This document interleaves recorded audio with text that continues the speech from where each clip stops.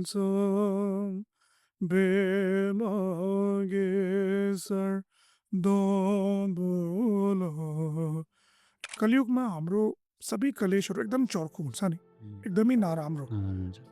त्यो चाहिँ प्राय शान्त रूपमा हामी दमन गर्नु सक्दैन, गाह्रो हुन्छ।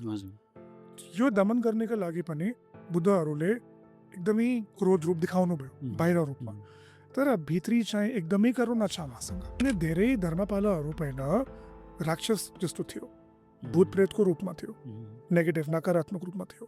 तर गुरु पद्मसम्भव लगायतका धेरै त्यस्तो महायोगी महाविद्वानहरूले आफ्नो चमत्कारिक शक्तिबाट पहिला दमन गर्यो, उहाँको शक्ति दमन गर्यो। त्यसपछि उहाँले प्रतिज्ञा दिनुभयो कि तिमीहरू आजदेखि धर्मरक्षक हो, धर्म नष्ट गर्नु भएन, आजदेखि मेरो अनुयायी पनि हो र पछिल्लो समयमा मेरा सबै अनुयायीहरूको पनि तपाईँले रक्षा गर्नुपर्छ। जब मैले वज्रयानको अभ्यास सुरु गरेँ त्यस बेलादेखि नै मेरो एउटा ठुलो सपना थियो कि एक दिन काठमाडौँमा आएर बस्ने, यहाँ ध्यान गर्ने। किनभने काठमाडौँ चाहिँ वर्ल्डको सबभन्दा ठुलो स्पिरिचुअल एरियामा मानिन्छ हामी, होइन। अब किन विशेष छ, किनभने आज पनि यहाँ तन्त्रको लिभिङ ट्रेडिसन छ, जीवित छ। अनि केवल वज्रयान मात्र होइन, त्यहाँ शाक्त परम्परा पनि छ, शैव परम्परा पनि छ। त्यो शाक्त शैव वज्रयानको सबै परम्परा अहिलेसम्म पनि जीवित छ। जस्तो मैले अब केही राम्रो चाह्यो, जस्तो कि if I want to attract girlfriend के गुरु कुरा साधना गर्नु पाएँ कि त्यस्तो मान्छे बुझ्छ नि, वशीकरण त्यो उल्टो बुझायो। रियलमा वशमा के पार्ने हो भने यो एकदमै महत्त्वपूर्ण कुरो हो, आफ्नो माइन्ड वशमा पार्ने। पहिले यही वशमा छैन भने अरूलाई कसरी वशमा पार्नुपर्छ। तर नेपाल र इन्डियामा अर्को कुरा के छ भने तन्त्र बुझेपछि कालो जादु मान्छन्। हो एक्ज्याक्टली, ओहो कालो जादु भन्ने। कालो जादु। Naked Mindfulness with Rishabh Kharel. Namaste and welcome back to another episode of Naked Mindfulness. It's a space where we not just talk about transformation, but we talk about real transformation. And it's also a space where we have a raw and honest conversation about mind, human transformations, and that help us to grow. So I am your host, Rishabh Kharel. Today we have a very special and very interesting guest. His journey started from journalism to Buddhism, and he is a Buddhist yogi from Nyingma tradition. He has started his journey as a journalist, but slowly he has dedicated his life in Buddhist practice in Vajrayana, and he has been in Nepal for a long time now. Alongside that, he has also been teaching and guiding practitioners, and also he's also a healer at the same time. So let's welcome him. Thank you, Padma Vazarji. Thank you so much for having me, Rishabhji. It's a real honor to be a part of your esteemed show, Naked Mindfulness. I've been watching your podcast for a long time, and all your content has been very inspiring. So I really find it my immense pleasure to be here. Thank you so much. Our immense pleasure as well to bring you here.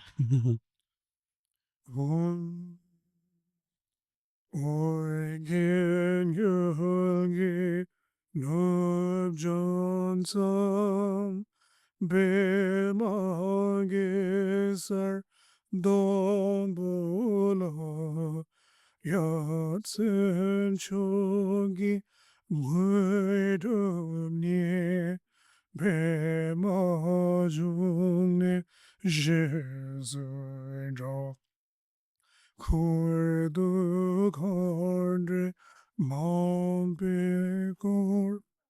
Keke Jesu Datubke Jingilabcher Sheksuso Guru Bema Zendeo Norgen Yulge Nob Johnson Bemagesar Dombolo Yatsen Chogi Ngui dung ni bir ma jung ni shi zu no gur du gan ri ma bi gur ke ke jesu da du ki jengi lapchir shik su su Guru Bema Zende Om Orgen Yungi Nom Jon Sam Bema Geser Dom Bula Yat Sen Chongi Mwedom Nye Bema Jung Jesus rock gordu khandre lambe gor ke Jesu daruge jenge lapchir shek su guru bema zende home. Sadhu, sadhu, sadhu. It was a beautiful prayer. Is this 7 line of your Padma Sambhava? Yes. So I just wanted to start from your name, Padma Vajra. You are also known as Pema Dorje, Yes. right? So the name is so interesting, Padma Dorje. I mean, Yeah. Padma Vajra. Yes. How did you get this name? So first of all, in the Vajrayana Buddhist tradition, these are initiation names. These are names that you receive from your teachers. And this is not my only name. Mhm. I've received other names from my other teachers as well. So my first Buddhist name was Konchok Tenzin that I received from one of my root gurus in India, Lamaji Namgyal Rinpoche. And then also in Nepal here. So this name has been blessed by my guru here, Vamchen Rinpoche. Padma Vajra. So Padma Vajra, basically, it's a combination of the two most important aspects in the Vajrayana path. So Padma and Vajra, they represent a union of skillful means and wisdom. So skillful means is basically our method, upaya, and wisdom is prakya. So it's a combination of both Padma and Vajra. Padma Vajra. Yes. And Pema Dorje is the same. Is it the Tibetan? Yeah. So Padma Vajra I use because, of course, many people in Nepal and in other places, they can identify more with the Sanskrit version, right? But in Tibetan, it's Pema Dorje. What's your original name, by the way? Ankit. Ankit. That's my birth name. Ankit. Ankit Sinha. Ankit Sinha. Yes. So I usually take interviews with a lot of practitioners, and they usually highlight their, that name given by the guru. And why is that? Because in the Vajrayana path, especially when we enter the path, so we are leaving behind our ordinary existence, so to speak, right? Because the name that was given to us by birth, of course, it has value, it has importance, but in the spiritual path, so we are entering the dimension of the Buddhas and Bodhisattvas. So basically, even when we receive a refuge name, so to speak, so why that is the case is that now we are under the protection of the Buddhas and Bodhisattvas. So it is even said that we are the child of the lineage. Yeah, that's why this is more important. So then ultimately the name has a defining characteristic. So the name, if we truly uphold the name, so in this case, we are trying to show that, yes, we are truly practicing that path. We are upholding what the teacher has given to us. It also becomes a responsibility in a way too. That is also reminding us of the practice that we are supposed to do, the conduct that we are supposed to also participate in. So it's a reminder. It's like, because your podcast channel is Naked Mindfulness. Yeah. So having a spiritual name means being mindful, being aware of your responsibility as a practitioner. Also reminding yourself of who you truly are, your innate nature. Because in the Buddhist practice, why we are doing this is to awaken our potential, awaken our wisdom potential that is inherent. It's not like we're getting something from the outside, but we are slowly awakening to that potential. So by seeing you, you have a very fascinating dress and that ring in your ears. What does that represent? I was so curious to ask about long hair as well. Yes, of course. So you look like a tantric, Is that dress also matters in the Yes. Buddhism? Definitely. So in Buddhism, we have to then particularly say Vajrayana Buddhism, Mhm. Tantric Buddhism, because of course we don't see this attire, this kind of dress in all Buddhist paths, right? This is particularly unique to the Vajrayana path. And specifically, my clothing, my attire is from the Nyingma tradition. Nyingma tradition. Yes. So Nyingma tradition was established by Guru Padmasambhava Mhm. in Tibet in the 8th century.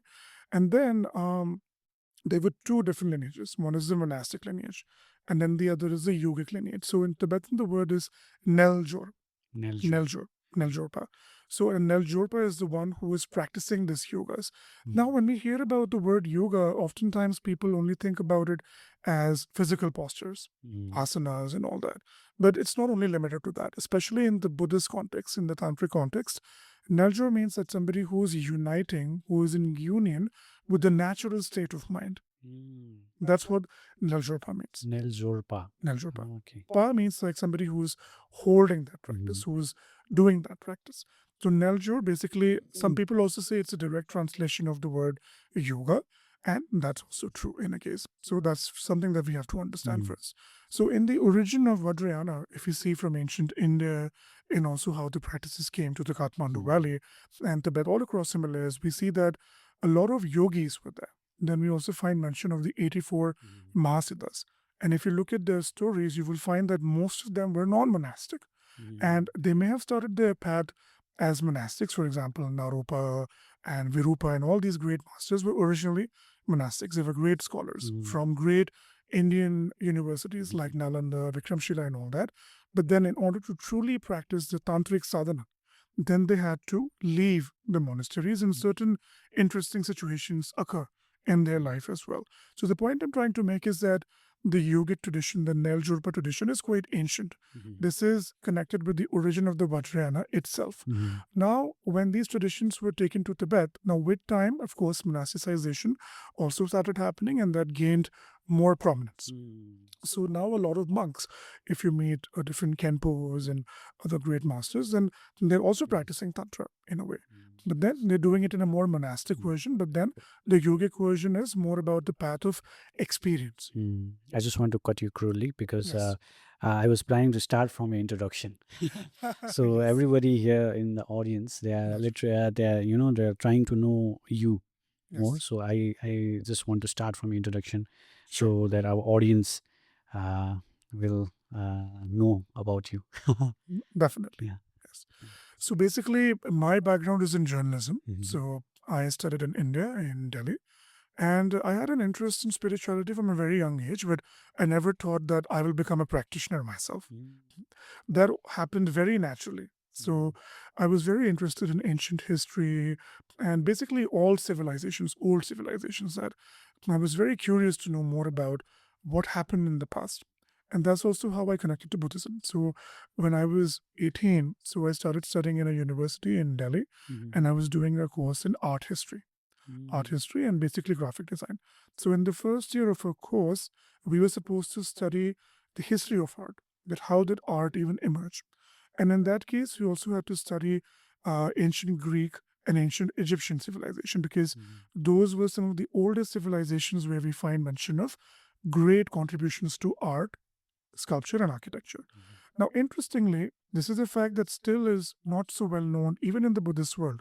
So there was a period in ancient India wherein Greeks had migrated to parts of ancient India that are now Afghanistan, Pakistan, even up to North India. Some parts also North India we can find. And then these Greeks, they assimilated in that part of ancient India and they became Mahayana Buddhists. So in fact, we can say that some of the earliest statues of the Buddha, Shakyamuni Buddha, and the bodhisattvas like Maitreya, Avalokiteshvara were made by the Greeks. That's really interesting. Yes. You studied that. Yes, I studied that. So that was my first exposure to Buddhism, because at that time there was no mention about Buddhism. Also in traditional Indian society, people don't really talk so much about Buddhism because predominantly the religion is Hinduism, right? So it was very fascinating for me to know more about that. And then I thought it's just an intellectual curiosity. But then 1 year later, when I was just 19, so I lost my father. So my father died unexpectedly. He had a heart attack. And that completely shifted my perspective about the world, because then I had so many questions that what happens to a person at the time of death? What happens after that? So many burning questions were there in my mind. But I realized that I was not able to find answers to these questions because even though I come from a very educated background, my family members too, my mother and many people in my family, they are teachers, educators, and whatnot. So I thought they may have some answers to my questions. But I was very disappointed that they couldn't answer any of my questions. And unfortunately, they themselves were sinking into despair after what happened, right? So then I realized that where do I look for these answers? Where do I find my answers?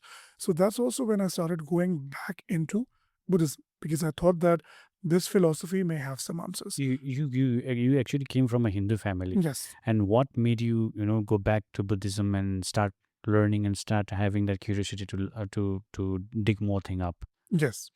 So it all started at the time of my father's passing away, unfortunately, because in the Hindu tradition, of course, we have to cremate our dead, right?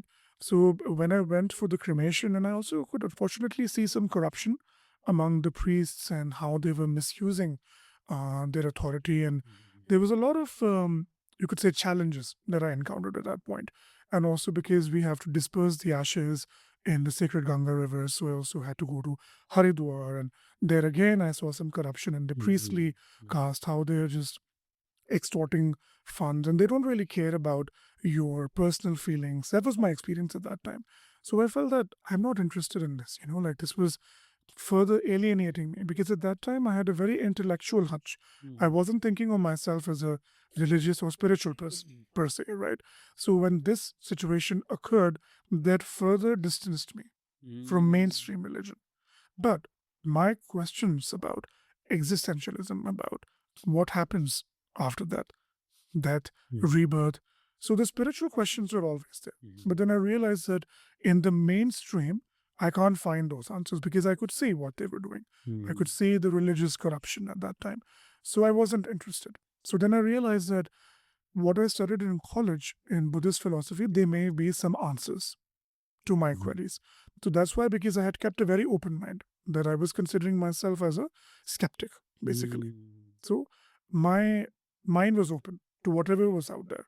So I wasn't confining myself to a particular religious thought because even though I came from a Hindu family, my family is quite secular. So they were not really emphasizing upon the religion or the religious way of thing because education, secular education was more important, always more important than any religion. So I did not really grow up reading Hindu scriptures and whatnot. So I hadn't so much idea about that. Of course, we will perform the typical Diwali celebrations and once in a while we'll go to temples, but it was done more from a cultural perspective. It was not really a part and parcel of our life. So that's also what made me very open-minded, that I could read anything that I desired. And eventually I read not only Buddhism, but I also read Greek philosophy because that was very appealing to me. So I read Plato, so Platonism, Neoplatonic thought, and many other great masters from the ancient times. And ancient Greek philosophy was also very interesting. So because they were also trying to understand life, they were trying to understand their relatability to life. So if you investigate the Platonic thought, you can also find many interesting points over there too. So that was my first basis, and then eventually I kept on reading and I kept on discovering different schools of thought, both from the Western spirituality and Eastern spirituality.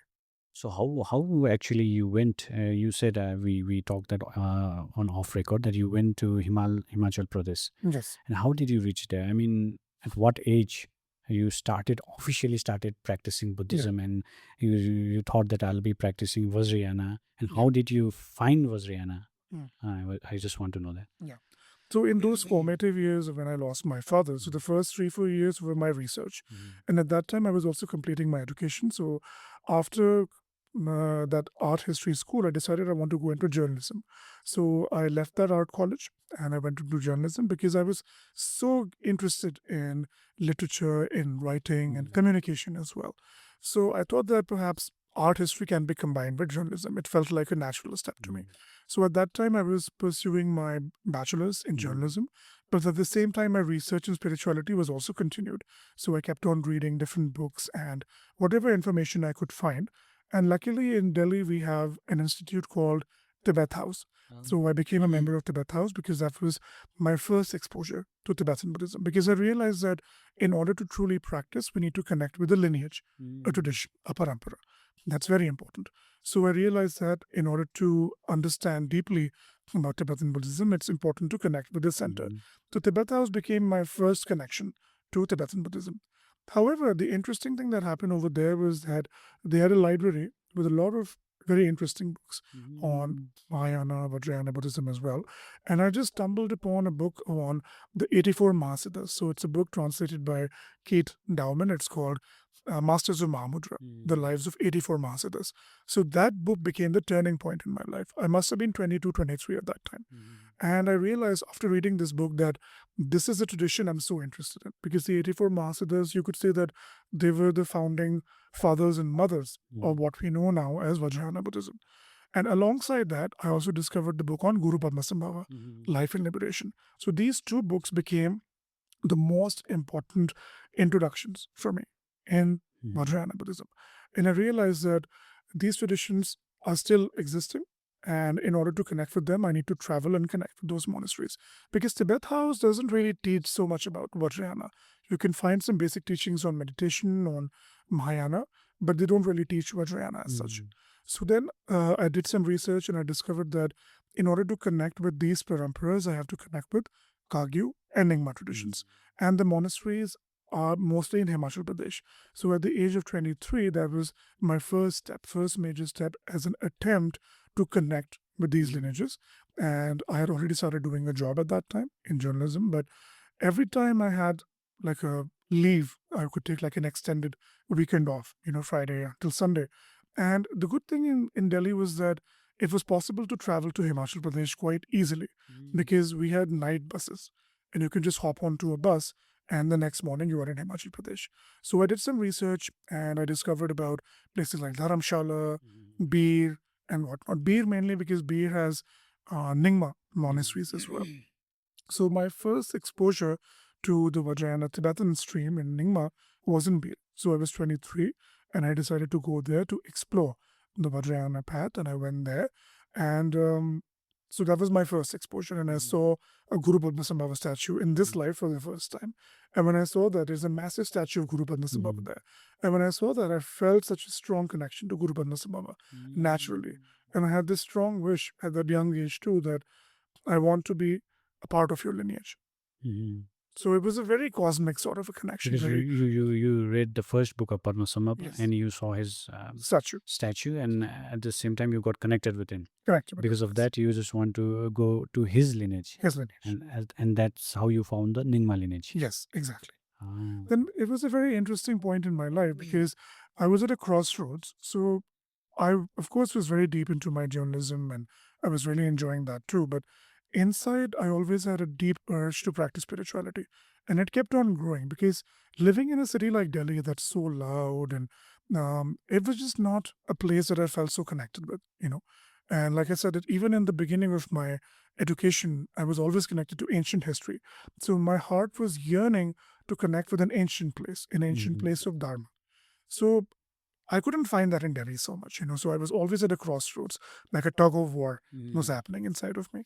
So when I reached Bir and I had all these beautiful experiences, meeting all these amazing people there, the Tibetan people I met, it was such a transformative experience for me, because it was so different from the hustle bustle of Delhi and all the loudness and the aggression and everything we associate with the big metropolitan, right?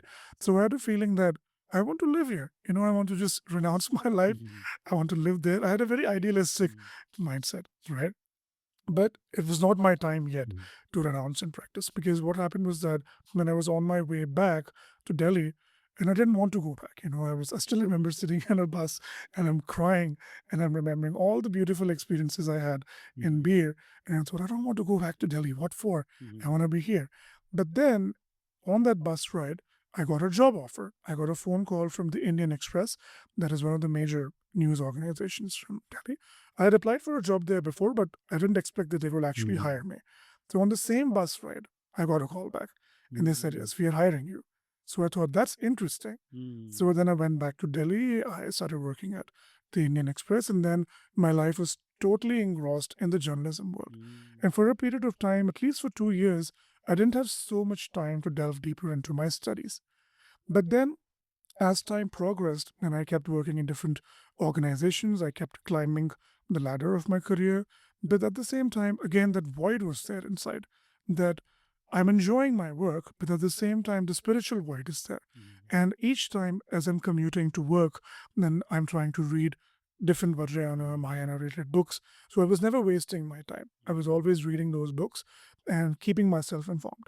Now, at the age of like almost 26, 25 to transition to 26, some events happened in my career and I realized that enough, I need to leave. I cannot be in this environment anymore because I encountered some office politics and all those kind of things, and that felt me really stiff inside of myself.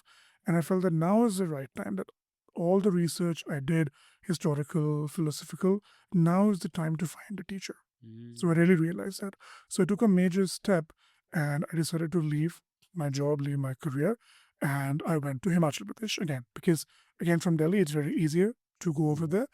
And I started wandering in search of my teachers. So I also went to Sikkim. So I went there, I went to different religious sites, pilgrimage. So pilgrimage also played a key role in my journey because pilgrimage, Tirth Yatra, is such an integral aspect of Buddhist practice. So I went to Sikkim, I went to different monasteries there, very ancient monasteries like Dubdi, Pemayang. So many monasteries were founded in 15th, 16th century over there. So you could still connect with the authentic Vajrayana tradition over there. And I went and I connected with different Guru Padmasambhava sites, Guru Padmasambhava caves, and I made prayers to Guru Padmasambhava that please help me find my teacher. Please, I pray to you, I supplicate to you, I want to find my teacher. And then that quest was fulfilled. And from Sikkim, I went again all the way to Himachal Pradesh. It's a long journey. And I met some different yogi teachers because from the very beginning, once I read these books on the 84 Mahasiddhas, Guru Padmasambhava, I knew that my path will be in the yogi path.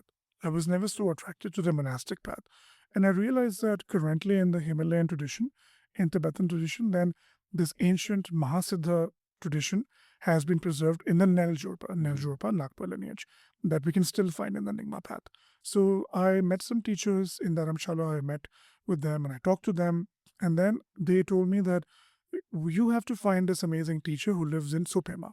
So for those who don't know, Tsopema Revalsar is a very important place for Nyingma practitioners in India. So it's the place where it's believed that Guru Padmasambhava, when he was communing with Mandarava, and Mandarava's father, the king of that time, Zahor kingdom, he objected to their connection because he did not understand truly what was going on, right? So he basically tried to burn Guru Padmasambhava and Mandarava alive. But because they had, Guru Padmasambhava was a Buddha already, and Mandarava, because she was under Guru Padmasambhava's teaching, so she had also attained a high level of realization, so they didn't burn. So when they were trying to burn them, instead of burning, so a cosmic lake, a divine lake manifested, swam, that appeared on its own. And Tibetan people believe that Revalsar, Tsopema in Himachal Pradesh is the same place. So this Lama told me that you have to go to Tsopema, and there is a very powerful and very realized Nagpa yogi, Nyingma yogi, who lives there, so you can connect with them. So I went there, and long story short, so there were many mystical circumstances that unfolded, and I was able to go and meet him. His name is Lama Jigme Namgyal, and he is a teacher from the Longchen Yentik tradition. And I met him, and we realized that we do have a karmic connection. Rinpoche himself mentioned that yes, indeed, we have a karmic connection, and you can be my student. So then my formal practice and training started from that point onwards. So when that moment happened, I realized that, okay, looks like my search is over, and I can dedicate myself to study and practice. That no need to wander anymore, because before I was going to different places in search of knowledge to find different teachers, and now I felt that my search was over. So at the age of, let's say, mid-25 to early 26, I committed myself to practice under the guidance of Lama Jigme Namgyal Rinpoche in Tsopema, India. So the Thanka behind you, I think that's represent Padmasambhava and Mandarava. So it was very auspicious that I come into your studio, and that's the lineage I'm initiated I in. think you're connected to every karmic, Yeah. sequences. Yeah, that's so interesting, right? So I just want to let the audience, the listeners know that Padma Vajra also speak Nepali very well. So is it easy for you to talk Yes. in Nepali? So if we talk about why we come to Nepal, right? Yeah, maybe. I think that will be Yes. very interesting, because there are lots of audience Of course. who want to who want your story to be Yes. told in Nepali. So let's start with Also. Nepali then. You came to Nepal, Mm. होइन? अनि you were in Himachal Pradesh. Mm. Then you thought of coming in Nepal, Yes. especially in Kathmandu, Mm. होइन? What actually attracted you to Kathmandu? अब त्यस्तो छ जब मैले बज्रयानको अभ्यास सुरु गरेँ त्यसबेलादेखि नै मेरो एउटा ठुलो सपना थियो कि एक दिन काठमाडौँमा आएर बस्ने, यहाँ ध्यान गर्ने। किनभने काठमाडौँ चाहिँ वर्ल्डकै सबभन्दा ठुलो स्पिरिचुअल एरियामा मानिन्छ हामी, होइन? अब किन विशेष छ किनभने आज पनि यहाँ तन्त्रको लिभिङ ट्रेडिसन छ, जीवित छ। अनि केवल वज्रयान मात्र होइन, त्यहाँ शाक्त परम्परा पनि छ, अनि शैव परम्परा पनि छ। त्यो शाक्त शैव वज्रयानको सबै परम्परा अहिलेसम्म पनि जीवित छ।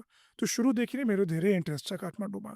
So it was not only that I was in सुपेमा and I just got attracted in Nepal.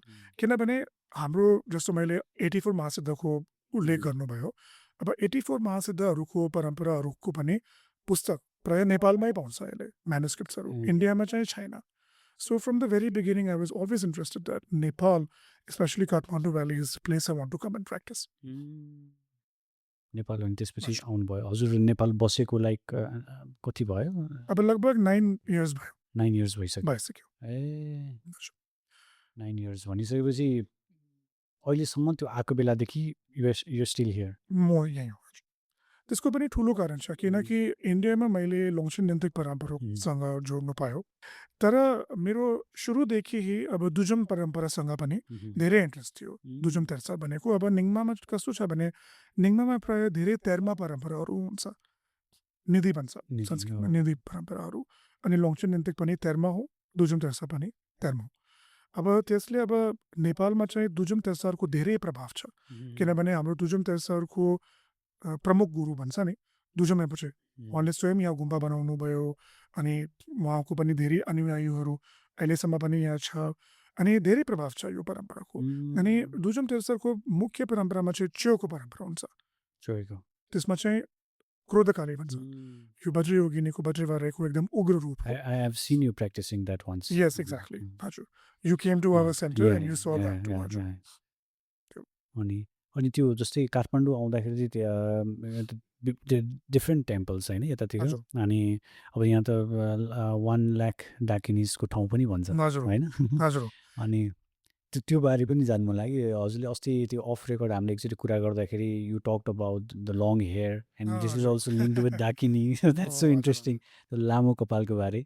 त्यसको पहिले चाहिँ डाकिनीको कुरा गरौँ है। अब व्यक्तिगत रूपमा मलाई सबैभन्दा धेरै आकर्षित गर्ने परम्परा भनेको वज्रयोगिनी ट्रेडिसन थियो। किनभने अब काठमाडौँको विभिन्न ठाउँमा, काठमाडौँ भ्यालीको ठाउँमा वज्रयोगिनीको मन्दिर छ, जस्तो कि 4वटा प्रमुख वज्रयोगिनी पीठहरू वज्रयान साधनाका अत्यन्त महत्त्वपूर्ण स्थान छ है। त्यसले यहाँ आउनु इच्छा मेरो धेरै वर्षदेखिको सपना थियो।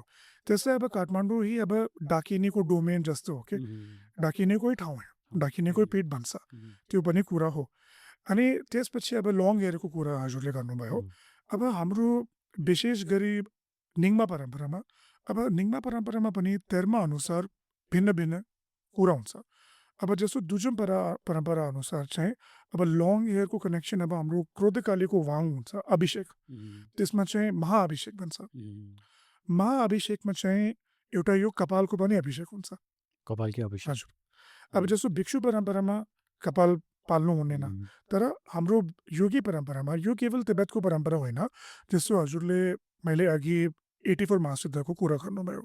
अब 84 महासिद्धको पनि अब रूप हेर्दाखेरि हजुरले स्पष्ट हुन्छ कि उहाँहरू लामो कपाल राखेर उहाँ साधुको वेशभूषामा थियो। त्यसले अब त्यही परम्परा हाम्रोमा पनि भेटिन्छ। अब यो परम्परामा लामो कपाल चाहिँ डाकिनीसँग सम्बन्धित छ, किनकि हाम्रो यो परम्परा नै डाकिनीको परम्परा हो। Krodhakali she is like a wrathful form, Vajrayogini के उग्र रूपमा चाहिँ बज्यो किनेको त्यसले त्यो सम्बन्धित छ। अब यो वाङ यो अभिषेक थपेपछि आइडियली चाहिँ यो कपाल काट्नु मिल्दैन, किनभने त्यसमै हाम्रो कपालमै शक्ति विराजमान छ, त्यस्तो कुरा हुन्छ यसमा। Even the rings that you are wearing, earrings, हजुर। that's also connected with. So all my attire जस्तो कि अब लामो कपाल भयो, यो कुण्डल भयो, यो जेन भन्छ यसलाई, नागपर जेन, यो वस्त्रहरू सबै हाम्रो परम्परा अनुसार हो, त्यो कुनै पनि अब फ्यासन जस्तोसँग सम्बन्धित छैन। अब वज्रयानमा कस्तो हुन्छ भने यो जस्तो हजुरको पडकास्टको नाम नेकेड माइन्डफुलनेस भयो, त्यो पनि माइन्डफुलनेसको एउटा स्मरणको रूपमा हो। त्यो बेचमा ढ्यान्पा भन्छ स्मरण, जस्तो कि हामीलाई याद होस् कि म को हो, मेरो जिम्मेवारी के छ, मेरो साधना के छ, म को हो, त्यसको लागि पनि हुन्छ। त्यस्तो कपालको कुरा मैले भन्ने भयो, यो डाकिनीसँग सम्बन्धित छ। अब यो कुण्डलको परम्परा चाहिँ हाम्रो मुख्य तेरमा हुन्छ, यो तेरमा चाहिँ सराह निङ्तक भन्छ, हार्ट एसेन्स अफ सराह। अब सराह पनि पहिला 84 महासिद्धमा सबभन्दा ठुलो एउटा ज्ञानी महासिद्धमा पर्छ, जस्तो हजुरको काग्यू परम्परामा पनि उहाँको धेरै ठुलो एउटा योगदान छ। महामुद्रा परम्परा पनि उहाँबाट सुरु हो, त्यसो पनि हामी मानिन्छ। अब निङ्मामा चाहिँ कस्तो भयो, अब दुजम रिम्पोचे भन्दा पहिला दुजम लिङ्पा नामका एकदमै ठुलो तिब्बतको महायोगी थियो, एकदमै सिद्ध गुरु उहाँ थियो दुजम लिङ्पा। अनि दुजम लिङ्पाको अब यो तर्म चाहिँ सराहले दिनुभयो, उहाँको जस्तो अब ध्यान भनौँ समाधिमा सराहले दर्शन दिनुभयो, अनि त्यसपछि यो परम्परा उहाँबाट सुरु भएको। अब सराह निङ्तिकमा के उल्लेख छ, हाम्रो सबै वस्त्रको उल्लेख त्यहाँ पाइन्छ। अब सराहको अनुसार यो कुण्डलको मिनिङ के हो, it's a sign of a lineage holder, परम्परा धारण गर्छ नि मान्छे, who are lineage holders, that's a sign. अब इन अ जेनरल लेभल पनि अब यो कुण्डल चाहिँ साउन्डसँग सम्बन्धित छ, धर्मको साउन्ड, धर्मको स्वर त्यस्तो सम्बन्धित छ। अनि अर्को कुरा चाहिँ जस्तो हाम्रो वज्रयान परम्परा अनुसार चाहिँ हाम्रो शरीरभित्रै मण्डला छ देवी देवताहरूको, त्यसमा चाहिँ च्यानल्स भन्छ, यो नाडी अनि धेरै कुरा हुन्छ यसमा, right channel, central channel, left channel. त यो दुईटा कुण्डल चाहिँ हाम्रो च्यानलसँग पनि सम्बन्धित छ, त्यस्तो कुरा हुन्छ। अब यो जेन चाहिँ अब खास भिक्षुहरूले लगाउनु मिल्दैन, यो जेन चाहिँ खास सल, जेन चाहिँ तिब्बतन वर्ड हो, यो सल चाहिँ केवल वज्रयान योगीहरूले मात्र हो, जस्तो कि हामी गृहस्थ हो। अब भिक्षु जस्तो शील हाम्रो हुँदैन, अनि हामीले बिहा पनि गर्नु पायो, समाजमा पनि बस्नु पायो, त्यस्तो त्यस्तो कुरा हुन्छ।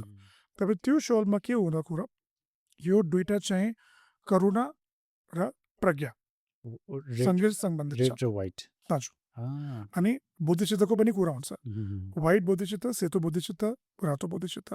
फेरि हाम्रो भित्री तन्त्रको अनुसार अब भित्री तन्त्रमा दुई चरण हुन्छ, उत्पत्ति क्रम, क्रिएसन फेज, केरेम भन्छ तिब्बतमा, त्यसपछि सम्पन्न क्रम, जोग्रेम भन्छ कम्प्लिसन फेज, त्यहाँको पनि प्रतीक हो। फेरि हाम्रो अनुयोग, जस्तो कि निङ्मा परम्परा अनुसार चाहिँ यो भित्रीको योगहरू चालुङ भन्छ, चालुङ टुर्खोर, त्यो चाहिँ अब अलिक गोप्य योग हुन्छ, त्यसमा फिजिकल एक्सर्साइजेसहरू पनि हुन्छ, त्यसमा जस्तो सालुङ गरेपछि हाम्रो भित्रीको शक्ति, भित्रीको नाडी मैले भने नाडी वायु चालुङहरू हुन्छ, अनि त्योसँग हामीलाई अभ्यास गर्नुहुन्छ, त्योसँग पनि सम्बन्धित छ। अनि फेरि अन्तिम लेभलमा पुगेपछि यो जोक्छेन अतियोगसँग पनि सम्बन्धित छ, त्यो लेभल अनुसार हो यो कुरा। अब हाम्रो परम्परामा चाहिँ कस्तो हुन्छ, अब आजकल मैले के देखिरहेको छु भने हिमालयन परम्परामा धेरै अब मान्छे अब पसलमा गएर त्यो वस्तु किन्छ, तर परम्परामा त्यस्तो हुँदैन। जस्तो मेरो कुण्डलको हजुरले कुरा गर्नुभयो, यो कुण्डल मेरो गुरुले दिनुभयो, परम्परामा त्यस्तो हुन्छ। Officially you didn't buy it? No, यो मेरो गुरुले दिनुभयो, अनि यो जेन पनि गुरुले दिनुभयो। अब यो जेन पनि खास सबैले लगाउनु हुँदैन, किनभने अभिषेक थप्नुपर्छ।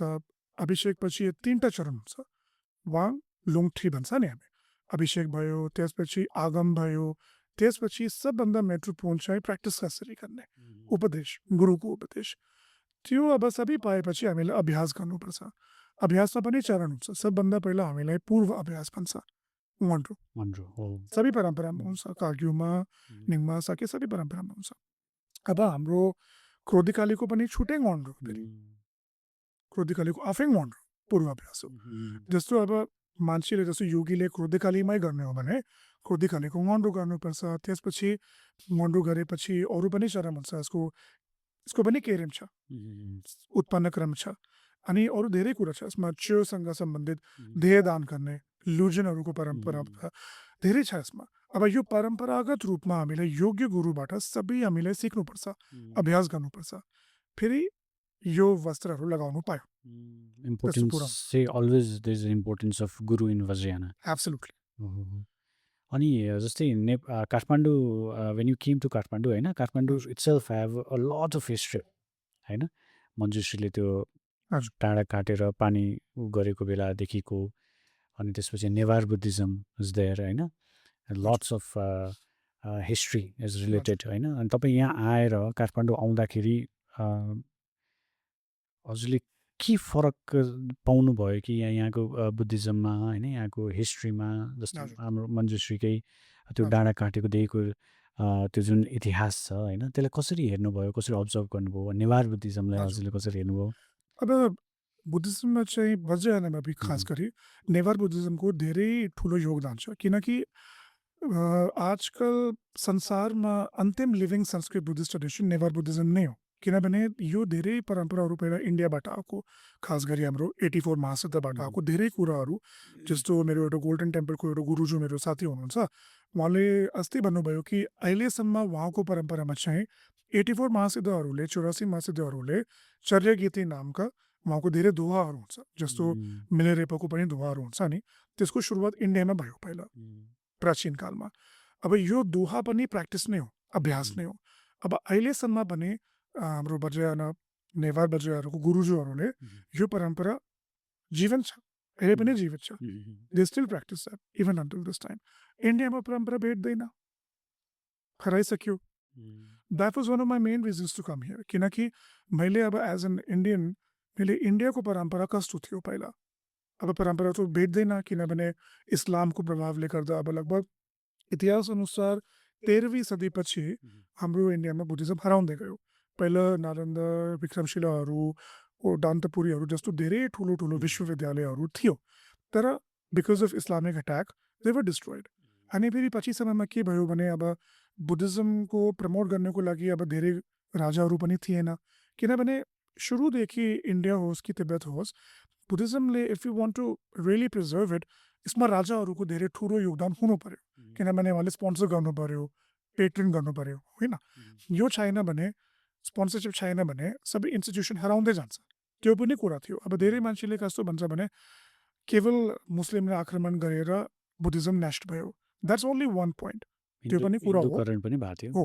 अब त्यसपछि अब हिन्दूहरू राजा आयो, प्रायः हिन्दू सपोर्ट गर्नेको राजा आयो, उहाँले बुद्धिज्ममा त्यति मतलब गरेन, सपोर्ट गरेन, तो that's why Buddhism started declining. तर नेवार बुद्धिज्ममा कस्तो राम्रो छ कुरा भने, जस्तो उहाँले not only did they preserve the parampara, but they also got more strong. They had their own lineages and they continued to practice that even until this time. त्यस्तो छ। त्यो सबै कुरा हेर्दाखेरि मलाई एकदमै खुसी लाग्यो, किनभने इन्डियामा अहिले चाहिँ धेरै पुरानो कुरा हामीलाई भेट्दैन, पुरानो वज्रयानाको। काठमाडौँ भ्यालीमा राम्रो कुरा के छ भने नेवार बुद्धिज्म पनि छ, तिब्बतन बुद्धिज्म पनि छ, हिमालयन बुद्धिज्म पनि छ, सबै स्ट्रान्ड्सको वज्रयाना यहाँ भेट्छ। त्यो राम्रो हब जस्तै भयो भनौँ न। अनि म अब योगी परम्परामा लागिसकेको थियो पहिला, अब तान्त्रिक परम्परा पनि मोस्टली काठमाडौँ वालीमा भेट्छ। जस्तो कि इन्डियामा अहिले हामीलाई अनफर्चुनेटली धेरै जस्तो योगीहरू, नेल्जोरहरू धेरै भेट्दैन। मेरो पनि गुरु, इन्डियाको गुरु चाहिँ एकदमै युनिकै हुनुहुन्छ, उहाँ जस्तो धेरै अब इन्डियामा योगी गुरु पनि भेट्दैन। So I also wanted like a proper environment, conducive environment कि अब मैले योगी परम्परामै लाग्ने हो भने, छेउमै लाग्ने हो भने, त्यस्तो लाग्ने हो भने काठमाडौँ भ्याली सबभन्दा उपयुक्त ठाउँ हो। I think we should promote that as well. Yes, absolutely. अनि हजुरले हेर्नुहुन्छ भने जस्तो विश्वका सबै ठुलो स्कलरहरू पनि यहीँ आउँछ, किनकि if you talk about other tantra also, जस्तो कि मैले अघि शाक्त शैव तन्त्र परम्पराको विषयमा पनि भन्नुभयो। अब इन्डियामा सबै परम्परा सुरु भयो, तर यो परम्परा पनि हराउँदै गयो। अब शाक्त शैवको पनि सबै तन्त्र म्यानुस्क्रिप्टहरू कहाँ छ? काठमाडौँ भ्यालीमा छ, इन्डियामा पाउँदैन। अब अक्सफोर्डहरूदेखि सबै ठुलो ठुलो विश्वविद्यालयका स्कलरहरू यता आउँछ अध्ययन गर्नको लागि। Find that scriptures. To find that scriptures. This preserved over here. India, you can't find those scriptures right now. त्यही हो, अब यो परम्पराको पनि धेरै ठुलो विद्वानहरू नेपालमै आएर अध्ययन गर्छ काठमाडौँमा प्राय.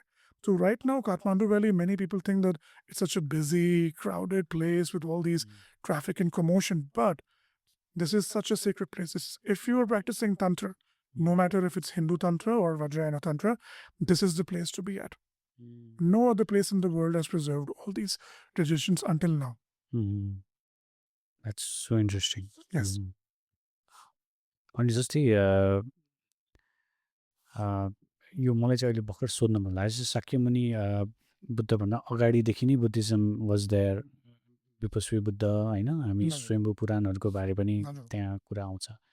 तर त्यो स्क्रिप्चर्सहरू जस्तै हुन्छ नि, जस्तै सबै स्क्रिप्चर चाहिँ शाक्यमुनि बुद्ध पछि स्क्रिप्चर्सहरू देखिन्छ होइन. शाक्यमुनि बुद्धभन्दा अगाडि पनि स्क्रिप्चर्स थिए या थिएनन् होइन, त्यो बारे पनि मलाई जान्नु मन लाग्यो कि. मलाई सोधेका छन् मलाई पनि मान्छेले होइन, यो शाक्यमुनि बुद्धभन्दा अगाडि स्क्रिप्चर्स थियो कि थिएन बुद्धिज्मको भनेर. अब त्यस्तो छ, अब इतिहासमा अब धेरै पुरानो बुद्धहरूको नाम त भेटिन्छ. जस्तो अब मैले अघि नेवार बुद्धिज्मको कुरा गर्नुभयो. नेवार बुद्धिज्ममा एउटा खास कुरा के छ भने they don't only practise Shakyamuni Buddha, उहाँको परम्परामा चाहिँ दीपाङ्कर बुद्ध पनि एकदम महत्त्वपूर्ण. Dipankara Buddha was the Buddha of the past. जस्तो कि प्राचीन कालको अब धेरै युगहरूको कुरा हुन्छ नि, अब यो हाम्रो युगभन्दा पनि पहिलाको कुरा हो.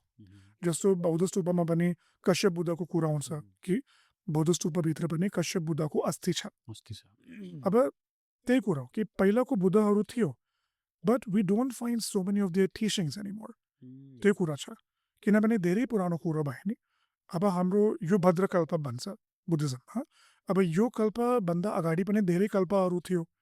अब त्यो कल्पको पनि भिन्न भिन्न बुद्धहरू थियो, उहाँको पनि अनुयायीहरू थियो, उहाँको पनि टिचिङ थियो. तर सबै टिचिङ अहिले जीवित छैन. त्यस्तो छ. We only find their names, little bit of the history. जस्तो कि विपासी बुद्ध हजुरले मञ्जुसीको कुरा गर्नुभयो, त्यो कुरा पनि विपासी बुद्धसँग सम्बन्धित छ. किनभने उहाँले पहिला काठमाडौँ भ्याली अब डाहा जस्तो ताल हुँदाखेरि उहाँ आउनुभयो. And that's after that Hee afford this lotus seed and slowly that became into Swayambhu, right? He got that with his pragya swords, होइन. स्वर्ण उहाँले चौबारमा यो गरज काट्नुभयो. अहिले समय पनि हामी हेर्नु सक्छ त्यो चाहिँ. त्यो त्यही हो. अब उहाँको नाम इतिहासमा कुनै कुनै पहिलो भेटिन्छ, तर टिचिङ के थियो धेरै कुरा भेटेन. इभन विथ दीपाङ्कर, जस्तो कि नेवार बुद्धिज्म अनुसार दे कन्सिडर द दीपाङ्कर बुद्धले उहाँले जेनेरोसिटी, दान पारमिता सिकाउनु भयो. त्यसो कुरा भेटिन्छ. But we don't find so many scriptures as such. Very interesting. त्यो कुरा चाहिँ. अर्को कुरा भनेपछि बुद्धिज्म भन्ने बित्तिकै हामीले चाहिँ लगभग बेसिकली बुद्धिज्म भन्ने बित्तिकै त्यो के बुझ्छन् भने टक्क मङ्क ड्रेस होइन, टक्क भिक्षुको बल लिएर टक्क जानु, त्यो एउटा हेयर सेभ गरेर होइन. अनि त्यसपछि बुद्धिज्म त त्यस्तो. तर अनि नर्मली मान्छेले ले प्र्याक्टिसनर्सहरू पनि हुन्छन्, ले प्र्याक्टिसनर्स भन्दा पनि ले अन्डरस्ट्यान्डर्स पनि हुन्छन् त्यहाँ के भर्खर बुद्धिज्म बुझिरहेकाहरू होइन. अब यतापट्टि हेयर सेभ गरेर हिँड्नेहरू पनि देखिन्छ होइन, मङ्क होइन. उता चाहिँ विथ लङ हेयर होइन, जस्तै हजुर भने यो त कपाल एउटा काट्नु र एउटा कपाल पाल्नु त कन्ट्राडिक्ट जस्तो देखिन्छ नि त होइन. अनि यो खास गरी के हो यो भनेर मान्छेले बुझ्छन् कि सोध्छन् होइन. त्यो बारे पनि आज हजुरले क्लियर गरिदियो नि. यो हजुरको एकदमै महत्त्वपूर्ण प्रश्न हो, किनकि जस्तो मैले अघि भन्नुभयो बुद्धिज्ममा पनि धेरै मार्ग छ. पहिला चाहिँ म बुद्धिज्म यो शब्द नै अब्जर्भ गर्छु. इजम किनभने इजम के हो, यो त अब पछि ओरिएन्टल टाइममा ब्रिटिसहरूले लगाएको हो नि. अब मार्ग हुन्छ नि, बौद्ध मार्ग धेरै हुन्छ. अब जस्तो कुनै कुनै मान्छे के भन्छ भने भद्रयानको जडा कहाँबाट आएको हो, you ask me about Buddha Shakyamuni. Even if you talk about him, अब बुद्ध शाक्यमुनिले आफू त केही पनि पुस्तक लेखेको छैन नि. And the first teachings that are written, they came many hundred years after his parinirvana. त्यो पनि कुरा हामीलाई बुझ्नुपर्छ, किनकि पहिला सबै कुरा चाहिँ ओरल परम्पराबाट भएको थियो. अब इन्डियामा सुरुदेखि ओरल परम्पराको मुखागम भन्छ नि, त्यो धेरै महत्त्वपूर्ण थियो. किनभने सुरुदेखि नै मेमोराइजेसन अफ टिचिङ्स. जस्तो कि अब गुरुले तपाईँलाई प्रवचन गर्ने हो, प्रवचन टिप्नुभन्दा अघि तपाईँले श्रवण गर्ने हो, श्रवण चिन्तन मनन हामी भन्छ नि, त्यो याद गर्ने हो. त्यसपछि परम्परा अगाडि जान्छ. यो राइटिङमा त धेरै पछि आएको. सो द्याट्स वाइ अब बुद्धिज्ममा सुरुदेखि बुद्ध धर्ममा सुरुदेखि धेरै विभिन्न प्रकारको कुराहरू छ, किनकि हामी के भन्छ बुद्धिज्ममा 84,000 टाइपको धेरै मेथड्स छ होइन, 84,000 84,000 त्यस्तो भन्छ। यो मेटाफोरिकल कुरा हो, किनकि अब मान्छे धेरै छ नि, अब मान्छे सबै एउटा त हुँदैन नि। For example we are sitting here together and we are having conversation, तर हाम्रो बुझाइ फरक हुनसक्छ, हाम्रो ब्याकग्राउन्ड छुट्टै छ, we are not the same persons right, we have different taste like dislike, त्यस्तो हुन्छ। धर्म पनि त्यस्तै कुरा हो। अब मान्छेको बुद्धि अनुसार, मान्छेको क्षमता अनुसार बुद्धले धेरै शिक्षाहरू दिनुभयो। त्यहाँबाट अब त्यसले अब थेरवादको श्रवकयानको कुरा भयो, त्यसपछि महायान भयो, वज्रयान भयो, त्यहाँदेखि यो कुरा आउँछ कि मान्छे अनुसार धर्म दिनुभयो बुद्धले। जस्तो कि कुनै कुरा के हुन्छ भने अब बुद्धले टिचिङ दिएपछि अब मान्छेले आफ्नो बुझाइ अनुसार टिचिङ लेख्नुभयो। अब जस्तो कि सूत्रमा पनि त्यस्तो कुरा भेटिन्छ। सूत्रमा के हुन्छ, सुरुवातमा एवं मया श्रुतम त्यो हुन्छ। यसको मिनिङ के हो, I heard, this I have heard, मैले सुनेको थियो।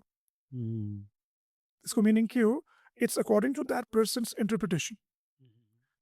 You can't find that Buddha said this, मैले सुनेको।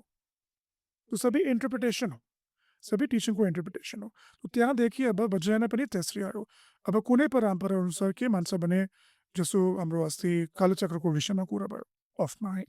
अब कालचक्रमा पनि परम्परा अनुसार मान्छेले के भन्छ भने बुद्ध आफूले कालचक्रको रूप धारण गर्नुभयो and he gave those teachings, but not for everybody. किनकि तन्त्रको टिचिङ चाहिँ सबभन्दा उत्कृष्ट पनि मानिन्छ, तर सबभन्दा गाह्रो पनि हो, किनभने सबैको लागि होइन है हो।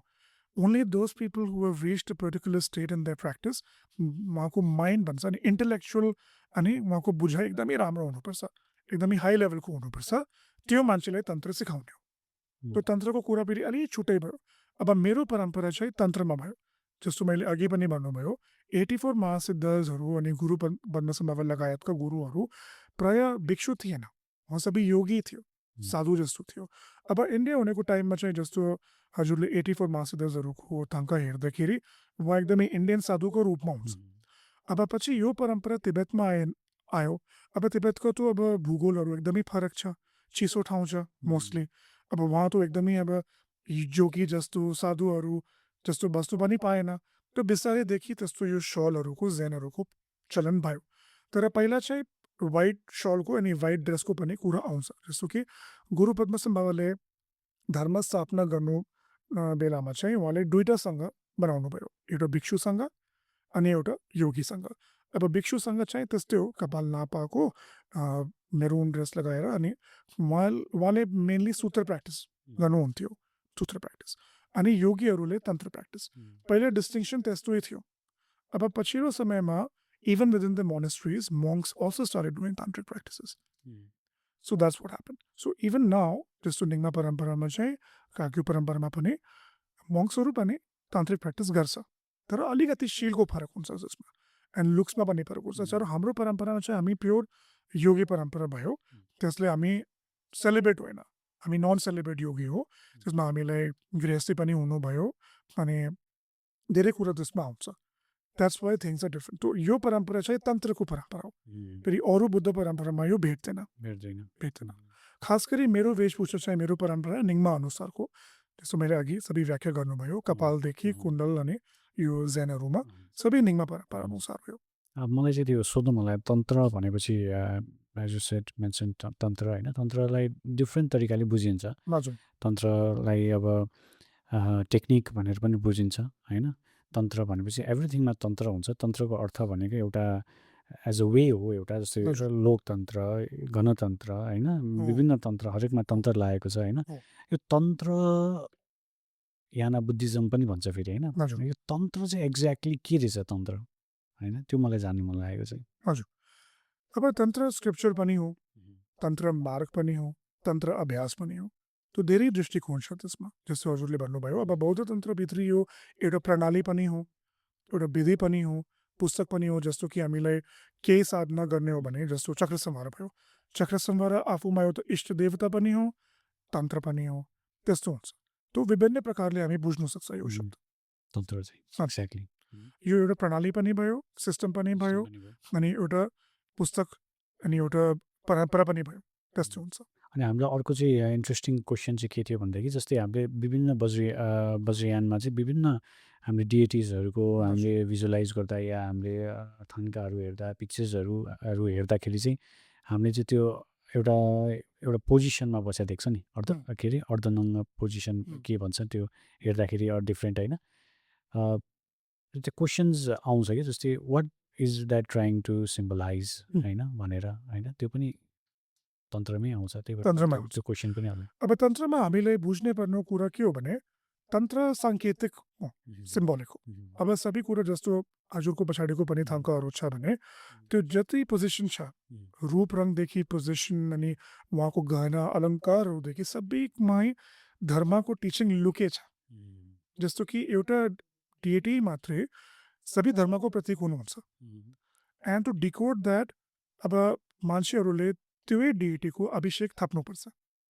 Without the empowerment we are also not suppose to talk about that. अब जस्तो यो पब्लिक फोरममा अफकोर्स धेरै मान्छे बुद्धिस्टै हुनुहुन्छ तर खुले रूपमा हामी पनि भन्नु सक्दैन किनभने त्यसको लागि मान्छेले अध्ययन गर्नु पर्यो। तर छुटकारीमा भन्दाखेरि अब जस्तो हाम्रो ले पिपल टु अन्डरस्ट्यान्ड थङ्काको देवी देवताले एकदमै ओहो यो त त्यस्तै होला कहाँ बसेको होला त्यस्तो नबुझ्नु, त्यो चाहिँ साङ्केतिक प्रतीक हो। So what we have to understand जस्तो अब तारा देवी भयो, अब तारा देवीको पनि धेरै पोस्चर हुन्छ जस्तो अब आर्य तारा भयो, ग्रिन तारा पनि भन्छ नि उहाँले इङ्ग्लिसमा। अब उहाँको पनि धेरै सिम्बलहरू छ जस्तो कि why she keeping her right like extend and forward न। त्यसको कुरा के हो भने कि उहाँले अब एकदमै मान्छेले सहयोग गर्नुहुन्छ, so she is ready to jump in to action, त्यस्तो कुरा हुन्छ। सबै डेटीहरूको मञ्जुश्री होस् कि गुरु पद्मसम्भव होस् सबैको सिम्बल्स हुन्छ यो। अब यो बुझाइको लागि योग्य गुरुबाट त्यो डिएटीको पहिला अभिषेक थप्नुपर्छ, त्यसपछि आगम लुङ साधनाको, अनि त्यसपछि अभ्यास कसरी गर्ने त्यो सबै कुरा अभ्यासभित्रै हुन्छ कि डिएटीको सबै कुरा के हो, उहाँले मुकुट किन लगाएको हो, यसमा पनि अब डिएटी पनि पिसफुल हुन्छ, शान्त हुन्छ, क्रोध हुन्छ, सबैको प्रणाली पनि फरक छ, बुझाइ पनि अलि फरक छ। तर हामीलाई बुझ्ने के हो भने यो सबै सिम्बोलिक हो, योले एकदम फेस भ्यालुमा लिनु भएन। अब मान्छेको रूपमा हुन्छ तर मान्छे जस्तो छैन, फेरि त्यो बुझ्नु अति आवश्यक छ। तन्त्र भनेपछि त आजकल त सेक्सुअल कुरा पनि जोड दिन्छ नि त, त्यो त धेरै राम्रो कुरा हो, मिसकन्सेप्सनहरू टन्नै छ। हजुर त्यो बारे पनि हजुरले मैले प्राय अब मेरो जस्तो धेरै फलोवर स्टुडेन्टहरू विदेशी हुनुहुन्छ, मैले मेरो माध्यमबाट इङ्ग्लिसमा धेरै त्यो कुरा गरिरहेको छु। त्यो अब हाम्रो नेपालमा चाहिँ धेरै त्यस्तो कुरा भेट्दैन, तर नेपाल र इन्डियामा अर्को कुरा के छ भने तन्त्र बुझेपछि कालो जादु मान्छन्। ओहो एक्ज्याक्टली, ओहो कालो जादु भनिदिन्छ डाइरेक्ट हो। जस्तो हामी तान्त्रिक हेर्दा पनि कुनै मान्छेले डराउँछ के मन्त्र गर्ला के गर्ला, राति हजुर यही ड्रेसमा हिँड्यो भने त मान्छे तर्सिहाल्छ नि, कम बुझाएको मान्छेले एउटा। अब यो मिसअन्डरस्ट्यान्डिङ पनि हो, यो कहाँबाट आएको मेरो विचारमा चाहिँ अब धेरै मान्छेले अब नराम्रो पनि प्रयोग गर्छ नि। अब तन्त्रमा एउटा तन्त्र चाहिँ मुक्तिको मार्गमा भयो, जस्तो हाम्रो हिन्दू तन्त्रमा पनि मुक्ति भन्छ, हाम्रो निर्वाण भन्छ, तर कुनै कुनै मान्छेले दुरुपयोग पनि गर्छ। अब मन्त्रको शक्तिले दुरुपयोग गर्ने, नराम्रो कर्म गर्ने, कालो जादु गर्ने, त्यसो गर्ने। अब त्यसपछि मान्छेले यो तन्त्र हो तन्त्र हो त्यसो भनिन्छ नि, त्यहाँबाट मिसअन्डरस्ट्यान्डिङ आएको, तर त्यस्तो छैन रहेछ। रियलीमा चाहिँ तन्त्र साधना गर्नेको मेन उद्देश्य के हुनुपर्छ भने ज्ञान प्राप्ति गर्ने हुन्छ। मलाई चाहिँ अहिले भर्खर जोड्नु मन लाग्यो, हजुरले के भन्दै हुनुहुन्थ्यो होइन, के अरे हिन्दू तन्त्र र बुद्धिस्ट तन्त्रमा चाहिँ के डिफ्रेन्स के छ त त्योमा चाहिँ भन्ने कुरा चाहिँ धेरै डिफ्रेन्स छ। किनभने अब मेन डिफ्रेन्स त दृष्टिको भयो। जस्तो बुद्धिज्ममा हामीलाई बुझ्ने भन्ने कुरा के हो भने 3 स्टेप्स हुन्छ, दृष्टि, त्यसपछि ध्यान, अनि अन्तिममा चाहिँ चर्या, दृष्टिकोण। जस्तो हाम्रो फिलोसफी प्र्याक्टिस गर्ने हो भने यसमा दर्शन शास्त्र भन्छ नि संस्कृतमा, दर्शन के छ, त्यो फिलोसफीको मिनिङ के छ। जस्तो बुद्धिज्ममा पनि धेरै प्रणाली छ नि, जस्तो मैले अघि भन्नुभयो श्रावक यानाको छुट्टै कुरा छ, महायानको छुट्टै छ, वज्रयानको पनि छुट्टै छ, वज्रयानभित्र पनि धेरै कुरा छ। जस्तो काग्यु परम्परामा महामुद्रा अनुसार भयो, हाम्रो निङ्मामा जोक्सन अति योगा अनुसार भयो, त्यसमा पनि कुरा फरक हुन्छ। त यो पहिला दृष्टि हो, यसको दृष्टि के छ, दृष्टि बुझ्नु पर्यो। दृष्टि राम्रोसँग बुझेन भने हामी ध्यान पनि गर्नु सक्दैन। ध्यान पनि हाम्रो अलपत्रमा जान्छ। यो बुझिसकेपछि अन्तिममा के गर्नु पर्यो? चर्या। चर्या के हो? हाम्रो व्यवहार। अब व्यवहार केवल बाहिर व्यवहार होइन। बाहिर त अफकोर्स अब संसारमा कसरी हिँड्ने, कसरी अर्कासँग सम्पर्क गर्ने त्यो त भयो। तर मेन चाहिँ भित्री के चर्या हुनुपर्छ साधकले। भित्री के बुझ्नु पर्यो? अनि भित्री र बाहिरको संजोग कसरी अब जोड्ने कसरी हो, तालमेल कसरी गर्ने हो त्यो पनि बुझ्नुपर्छ। अब बुद्धिज्ममा यो कुरा एकदमै महत्त्वपूर्ण छ। यो कुरा अब यो कुरादेखि हामीलाई थाहा हुन्छ कि हाम्रो बौद्ध तन्त्र र हिन्दू तन्त्रमा धेरै अन्तर छ। किनभने बौद्ध तन्त्रको आधार चाहिँ बौद्ध शिक्षा नै हो, मिनिङ एउटै हो। अब यो प्र्याक्टिस गर्ने तरिका अलिक छुटो भयो। जस्तो कि हिन्दू तन्त्रमा छुटकारीमा भन्दाखेरि प्रायः धेरै हिन्दुजममा कुरा के आउँछ? सृष्टिकर्ताको कुरा आउँछ नि। हाम्रो बुद्धिज्ममा छैन। त्यहाँदेखि हामीलाई छुटाउनु सक्छ। धेरै अन्तर छ नि। एउटा परम्परामा सृष्टिकर्ताको कुरा आउँछ, एउटा कुरोमा सृष्टिकर्ता हामी स्वीकार्दैन। जस्तो कि महायानमा हेर्दाखेरि पहिला शान्तिदेव लगायतका धेरै ठुलो ठुलो विद्वानहरूले सृष्टिकर्ता स्वीकार गरेन। उहाँले तर्क युज गरेर यो एकदमै डिक्लाइन गर्नुभयो कि सृष्टिकर्ता छैन, ईश्वर छैन, त्यस्तो कुरा आउँछ। अब वज्रयान पनि महायानको त रूप हुने, भाग हुने। त्यसले वज्रयानको दृष्टि मैले अघि भन्नुभयो भने वज्रयानको दृष्टि त्यही नै हो। सो द्याट्स वाइ हाम्रो धेरै मान्छे जस्तो हिमालयन कल्चरको मान्छेहरू, तिब्बतन मान्छेमा पनि कहिले कहिले के बुझ्छ भने यो यिदमहरू उहाँ पनि यस्तो ईश्वर जस्तो मानिन्छ। त्यो कम बुझेको कारण त्यो तिब्बतन डिटीज होइन पहिला चाहिँ।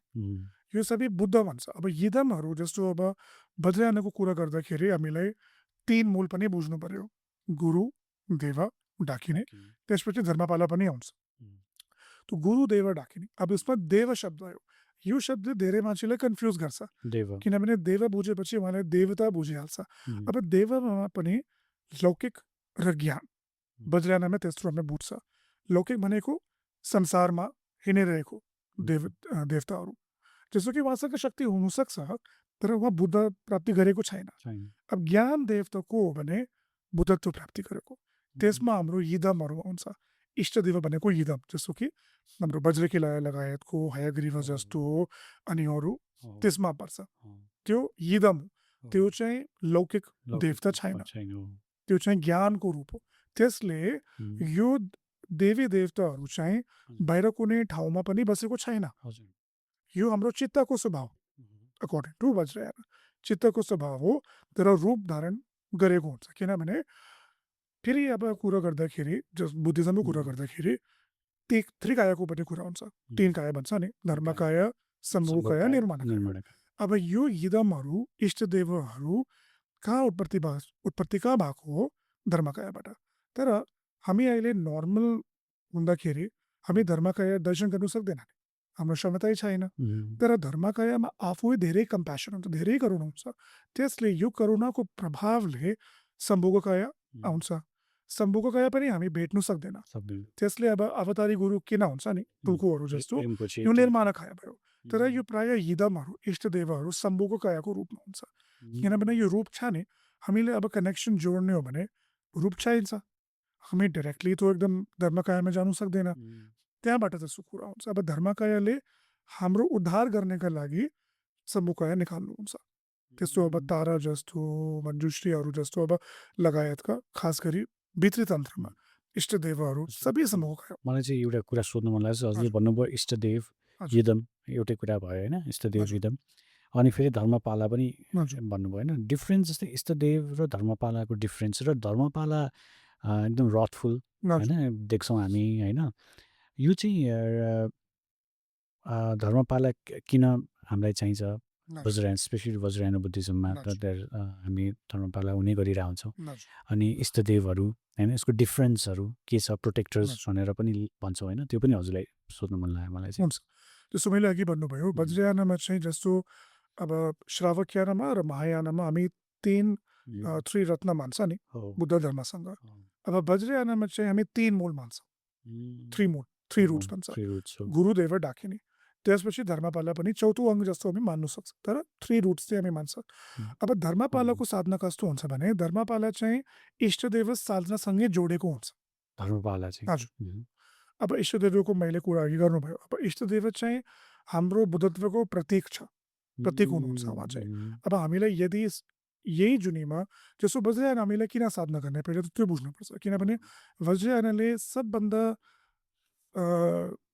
फास्ट, सबभन्दा एकदम तीव्र मार्ग मानिन्छ नि, रकेट मार्ग फास्ट भने जस्तै हो। सर्टकट। तर त्यसको लागि हामीलाई साधना पनि त्यो अकर्डिङ गर्नु पर्यो। त्यसले वज्रयानभित्री इष्ट देवताको साधना एकदमै महत्त्वपूर्ण हुन्छ। यो छैन भने वज्रयानको साधनै भएन। त्यो हामीलाई त्यो अब साधनाको पनि धेरै चरण हुन्छ, धेरै त्यसमा बाहिरको साधना भयो, भित्रीको भयो, फेरि गोप्य भयो, त्यस्तो चरणहरू हुन्छ। त्यसमा इष्टदेवको पनि रूप छुट्टै हुन्छ। अब बाहिरमा चाहिँ शान्त रूपमा प्राय हुन्छ अनि भित्री र गोप्यमा प्राय अलिक क्रोध रूपमा हुन्छ। त्यसको पनि धेरै कारण हुन्छ। अब क्रोध रूप किन गर्ने हो भने अब यो क्रोध, अब यो शब्द पहिला बुझ्नु पर्यो। अब सामाजिक बुझाइ अनुसार क्रोध अलिक नेगेटिभ मान्छ होइन, तर वज्रयानमा क्रोध चाहिँ ज्ञानसँग सम्बन्धित छ। त्यसले वज्र क्रोध भन्छ यसले, त्यो बुझ्नु पनि पर्यो। त्यो क्रोध किन हो, किन रिसाएको हो त, जस्तो कि कलियुगको समयमा हो मैले है, कलियुगमा हाम्रो सबै कलेशहरू एकदम चर्को हुन्छ नि, एकदमै नराम्रो। त्यो चाहिँ प्राय शान्त रूपमा हामी दमन गर्नु सक्दैन, गाह्रो हुन्छ। यो दमन गर्नेको लागि पनि बुद्धहरूले एकदमै क्रोध रूप देखाउनु भयो बाहिर रूपमा, तर भित्री चाहिँ एकदमै करुणा छ उहाँसँग। त्यो प्याराडक्सको कुरा हुन्छ। ओ एक्ज्याक्टली त्यही कुरा सुधार्नको लागि हो, त्यही कुरा हो। त्यसले अब पहिलादेखि हामी गुरु पद्मसम्भवको जीवनीमा पनि प्रायः त्यस्तो कुरा हामी भेटिन्छ, किनभने उहाँले नेपालमा पनि त्यस्तो गर्नुभयो। असुर गुफामा उहाँले आफ्नो चमत्कारी शक्तिले धेरै नराम्रो भूत प्रेतहरू लगायतका दमन गर्नुभयो। त्यसपछि तिनीहरूले धर्मपाला पनि बनाइदियो। त्यस्तो हुन्छ। धर्मपालाको कुरा पनि त्यहाँबाट आउँछ, किनभने धेरै धर्मपालाहरू पहिला राक्षस जस्तो थियो, भूत प्रेतको रूपमा थियो, नेगेटिभ नकारात्मक रूपमा थियो। तर गुरु पद्मसम्भव लगायतका धेरै त्यस्तो महायोगी महाविद्वानहरूले आफ्नो चमत्कारिक शक्तिबाट पहिला दमन गर्यो, उहाँको शक्ति दमन गर्यो। त्यसपछि उहाँले प्रतिज्ञा दिनुभयो कि तिमीहरू आजदेखि धर्मरक्षक हो, धर्म नष्ट गर्नु भएन, आजदेखि मेरो अनुयायी पनि हो र पछिल्लो समयमा मेरा सबै अनुयायीहरूको पनि तपाईँले रक्षा गर्नुपर्छ। त्यो कुरा हुन्छ, त्यहाँदेखि पनि सुरु हुन्छ। त्यहाँदेखि धर्मपालको सुरु भयो परम्परा छ त्यसको, ताकि त्यो धर्म गर्दाखेरि कुनै किसिमको बाधा विघ्न नआओस् भनेर त्यसको पूजा पनि हुन्छ होइन। मलाई चाहिँ जोड्न मन लागेको चाहिँ महाकालहरू हामी देख्छौँ नि होइन। महाकाल हाम्रो धर्मपालमा पढ्नुहुन्छ, इष्टमा पनि पढ्नुहुन्छ कतिको त होइन। अब महाकालको पनि बुझाइ निङ्मा र शर्माको अनुसार छुट्टै छ। अब जस्तो हाम्रो निङ्मा परम्परामा अलिक छुट्टै बुझाइ छ। शर्मा जस्तो शर्मा भित्री काग्यू अनि गेलु साक्यहरू जोराङहरू आउँछ है, त्यो अलिक बुझाइमा फरक हुन्छ। जस्तो कि अब शर्माको अनुसार महाकालले अविलोकितेश्वरको रूप पनि मानिन्छ, जस्तो कि अविलोकितेश्वरको क्रोध रूप हो। क्रोध किन हो, जस्तो प्रोटेक्सनको लागि, किनभने बाहिर अब केही नराम्रो नकारात्मक शक्तिहरू मार जस्तो शैतान राक्षसहरू उहाँले दमन गर्नको लागि त्यस्तो क्रोध रूप उग्र भन्छ हामीले, उग्र वज्र क्रोध रूप लिनुहुन्छ। तर भित्रीदेखि त उहाँ चन्द्रजिक अविलोकितेश्वरको स्वरूप हो, त्यस्तो पनि एउटा कुरा हुन्छ। अब निङ्मा परम्परामा पनि अलिक छुट्टै छुट्टै रूपको हुन्छ। जस्तो अब महाकाला पनि एउटा डिएटी मात्र होइन, उहाँको पनि धेरै स्वरूप छ, जस्तै 2 hands 4 hands 6 hand होइन, धेरै छ। अब महाकाला पनि एउटा लाइक जनर क्लासिफिकेसन जस्तो भयो, डिएटीको क्लासिफिकेसन जस्तो हो। अनि त्यो भित्र अब परम्परा अनुसार, जस्तो कि अब एउटा इन्ट्रेस्टिङ कुरा के हो भने हजुरले अघि गुरुको परम्परा भन्नुभयो। अब वज्रयानमा सबै डिएटिजहरू पनि गुरुबाटै आउँछ। जस्तो कि वज्रयोगिनीको पनि भिन्न भिन्न रूप छ नि, किन हो, यो प्रत्येक महासिद्धहरू प्रत्येक गुरुबाट रूप आएको। धर्मपालामा पनि त्यस्तो छ। अब महाकाला चतुर्भुज षड्भुज किन भएको हो, त्यो पनि गुरु परम्पराबाटै आएको। That's why they are different in their appearance, त्यो गुरु परम्पराबाट आएको हुन्छ। त्यसले हामीलाई अब महाकाला भन्दाखेरि कुन परम्पराको महाकाला बन्नुभयो त्यो हेर्नुपर्छ। जस्तो कि निङमामा प्रायः हाम्रो मानिङ नागपो नामको महाकाला प्रायः भेटिन्छ। मानिङ चाहिँ के हो, नपुंसक हो। त्यो महाकाला नपुंसकको रूपमा आएको, he is neither male nor female, त्यस्तो पनि हुन्छ। यो महाकाला चाहिँ तेर्मा परम्परा अनुसार आउँछ। अनि त्यसमा गोन्पु लेक्देन नामको पनि एउटा महाकाला हुन्छ। त्यस्तो निङमा अनि शर्माको अलिक छुट्टै छ। तर प्रायः साधनामा अफकोर्स कुनै कुनै साधनामा, काग्युको साधनामा महाकालाले फुल्ली इनलाइटन पनि मान्छ, किनभने यो अवलोकितेश्वरको स्वरूप हो, त्यसले इनलाइटन पनि हो। अब महाकाला रूप धर्मपालाहरूमा पनि लौकिक र ज्ञान धर्मपाला दुईवटा कुरो हुन्छ। अब लौकिक जस्तो मैले अघि भन्नुभयो, गुरु पद्मसम्म लगायतका महाविद्वान गुरुहरूले, महातान्त्रिकहरूले पहिलाको भूत प्रेत राक्षसहरूले दमन गरेपछि उहाँले धर्मपालाको रूपमा विद्यमान गर्यो, त्यो एउटा कुरा भयो। अनि त्यसपछि कुनै कुनै ज्ञानको पनि हुन्छ, किनभने कुनै धर्मपालाहरूले आफै अब शक्तिबाट ध्यान गरेर उहाँ फुल इनलाइटेड रूपमा पनि आउन सक्छ। जस्तो हाम्रो निङमा परम्परामा चाहिँ 3 प्रमुख धर्मपाला हामी मान्छ, एकाजाति, राहुल, दोर्जे लेक्पा। उहाँ हामी ज्ञानको धर्मपाला मान्छ, त्यस्तो पनि कुरा हुन्छ। उहाँ चाहिँ इष्ट होइन, धर्मपाला नै हो, तर हामी उहाँले साधारण धर्मपालाको रूपमा हामी मान्दैन। उहाँ चाहिँ ज्ञानको धर्मपाला हो। किनभने जस्तो मैले जोक्चिनको कुरा भन्नुभयो, अब निङमा तेर्मा कस्तो हुन्छ भने सबै तेर्मामा विभिन्न प्रकारका धर्मपाला हुनसक्छ, किनभने सबै तरको रक्षा गर्ने हुने। अब लोङचे निन्तीको छुट्टै हुनसक्छ, हाम्रो दुजुम तेर्सारमा पनि छुट्टै हो धर्मपालाहरू। अनि दुजुमको भित्री पनि जस्तो मैले अघि क्रोधकाली श्रोमा नामको कुरा गर्नुभयो, अब क्रोधकालीको आफै तेर्मा छ। फेरि यो दुजुम तेर्सर भित्री पनि एउटा तेर्मा छ, यो तेर्माको पनि फरक छ धर्मपाला। त्यही तेर्माको क्रोधकालीको तेर्मा रक्षक पनि छुट्टै छ। फेरि तो हरेक तेर्माको पनि छुट्टै छुट्टै धर्मपाला पनि हुन्छ। तो त्यसमा हामी कसले बुझ्नुहुन्छ भने जस्तो कि तपाईँलाई केही साधना गर्नुहुन्छ, जस्तो तपाईँले वज्रकिला साधना गर्नुहुन्छ भने धर्मपाला फेरि वज्रकिला साधनासँगै जोड्ने हो। पहिला हामीलाई इष्टदेवको रूपमा आउनुपर्छ, यो कुरा पनि महत्त्वपूर्ण हो। जस्तो कि अब धेरै मान्छे के बुझ्छ भने मैले अब धर्मपाला साधना गर्ने हो, अब धर्मपाला साधना गर्नु अघि तयारी हुनुपर्छ। हामी साधारण रूपमा चाहिँ धर्मपाला साधना गर्नु भएन, गर्छ भने त्यसको धेरै फल पनि हुँदैन, किनभने धर्मपालाहरूले अब इष्टदेवको रूपमै हामी गर्नु सक्छ। तो पहिला इष्टदेव साधना सिद्ध गर्नु पर्यो, त्यसमा अभ्यास हुनु पर्यो, यसको अलिकति शक्ति क्षमता हुनु पर्यो, त्यसपछि मात्रै हामी धर्मपाला गर्नु सक्छ।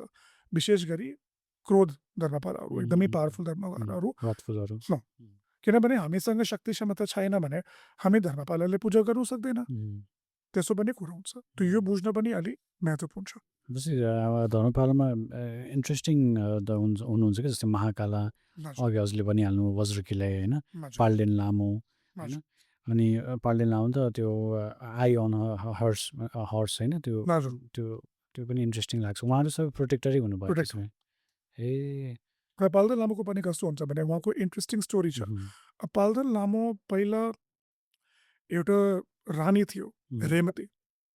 उहाँ लङ्कामा एउटा एकदमै नराम्रो राजा थियो, सिन्जे भन्छ, यामा जस्तो, यामै भनौँ हामी। अनि उहाँको रानी थियो। अनि यो यामा र उहाँको छोरा चाहिँ एकदमै एन्टाई बुद्धिस्ट थियो, बुद्धिस्टहरूले धेरै उछाउने, धेरै येप्ने खालको थियो उहाँहरू। तर यो रेमती चाहिँ त्यस्तो थियो न, ठेकी विपरीत थियो। अनि उहाँले अब धर्मलाई बचाउनको लागि उहाँले धेरै योगदान गर्नुभयो। त्यसमा जस्तो स्टोरी आउँछ भने कि उहाँको बुढो अनि उहाँको छोरा चाहिँ धर्म विरोधी थियो, अनि उहाँको छोरा पनि भविष्यमा बुद्ध धर्मलाई नष्ट गर्ने एकदमै लाग्यो। अनि फेरि रेमतीले के गर्नुभयो भने धर्म बचाउनको लागि उहाँले अत्यन्त कठिन निर्णय लिनुभयो, जस्तो कि उहाँले आफै छोरा मार्नुभयो धर्म रक्षा गर्नको लागि। अनि त्यसपछि फल पनि भोग्नु पर्यो, अनि अन्तमा उहाँ नरकमा गयो। तर अन्ततः बुद्धको कृपाको कारण, उहाँको धर्मको प्रति अटल समर्पणका कारण उहाँ धर्मपालाको रूपमा प्रतिष्ठित हुनुभयो, बुद्धको अधिष्ठान। हजुर, त्यसले अब उहाँको धेरै रूप छ नि, त्यस्तो उहाँको रूप एकदम डरलाग्दो खालको रूप हुन्छ, त्यो पनि सबै सिम्बोलिक हो, यसको पनि कुरा छ। तर यो बुझाउनु अहिले मिल्दैन, किनभने त्यसको लागि अब पाल्देन लामो अभ्यास गर्नको लागि पनि हामीलाई तन्त्रको अभ्यास हुनुपर्छ। त्यही परम्परा अनुसार हामीसँग वाङ लुङ ठी सबै हुनु पर्यो। ओन्ली देन हामी यो साधना गर्न सक्छ। त्यस्तो अब केवल अब आजकल त अनलाइन पनि धेरै देवी देवताहरू इष्ट देवताहरूको मन्त्र पनि छ, त्यस्तो नगर्नुहोस्, किनभने हाम्रो नोक्सान पनि हुनसक्छ। त्यो यसको लागि पहिला गुरुबाट योग्य गुरुबाट अभिषेक थप्नुहुन्छ, एक्सेप्टेन्स हुनु पर्यो पहिला, accept only then we can practise this deities. Palden Lama पनि अब उहाँको मेन इम्पोर्टेन्स चाहिँ हाम्रो दलाई लामाको लाइनमा धेरै देख्छ, किनभने from the beginning Palden Lhamo has been a protected deity of the Dalai Lama incarnation. तर महाकालाई जस्तो पाल्देन लामो पनि भिन्न प्रकारको हुन्छ। उहाँमा पनि धेरै रूप छ। पाल्देन लामोमा पनि रेमती एउटा रूप भयो, दिउसोल्मा नामको एउटा रूप हुन्छ, मग्जो ग्याल्मो नामको एउटा धेरै छ त्यसमा, त्यस्तो हुन्छ। सो विभिन्न धर्ममा पनि हुन्छ यो। अहिले भर्खर पाल्देन लामा भन्दा इष्ट देव जसरी मलाई अहिले ठ्याक्कै याद आइहाल्यो, सोधिहालौँ भने कुरुकुल्लेको पनि कुरा आउँछ नि। कुरुकुल्ले पनि रडफुल टाइपको रेड विथ त्यो के भन्छ धनुष र त्यो एरो होइन लिएर टक्क बसेको हुन्छ। त्यो एरोमा एज फ्लावर हुन्छ त्यहाँ अगाडि होइन, त्यो हेर्दाखेरि पनि मिल्छ भने हामी अहिले यहाँ उमा नि राखिदिन्छौँ होइन, टक्क कुरुकुल्ले यस्तो लिएर बसेको होइन। उहाँ इष्ट पर्नुभयो, डाकिनेको रूपमा हो। उहाँको बारे पनि कस्तो इन्ट्रेस्टिङ लाग्छ क्या त्यो देखेर, उहाँको बारे पनि हजुरसँग अब सोधिहालौँ भनेर। बस अब त्यस्तो छ। अब कुरुकुलको लागि पहिला हामीलाई के बुझ्नुपर्छ भने वज्रयानमा अर्को एउटा महत्त्वपूर्ण कुरा छ, 4 कर्म भन्छ त्यसमा, चतुर्कर्म भन्छ संस्कृतमा, जस्तो कि शान्त पुष्टम वशम मारह। अब यो 4 कर्म अनुसार पनि इष्टदेव पनि भिन्न हुनसक्छ। जस्तो कि अब शान्त गर्ने हो भने अलि शान्त रूपको देवी देवता अभ्यास गर्नुहुन्छ, पुष्टिम गर्ने हो त्यस्तो खालको। अब कुरुकुल चाहिँ वशममा आयो, त्यसले उहाँको रातो रङ्ग छ, वशम भनेपछि वशमा पार्ने।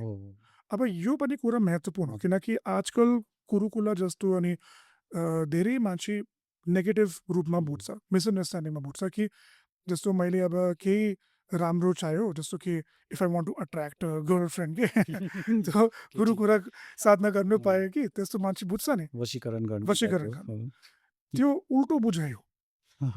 रियलमा वशमा के पार्ने हो भने यो एकदमै महत्त्वपूर्ण कुरा हो, आफ्नो माइन्ड वशमा पार्ने हो।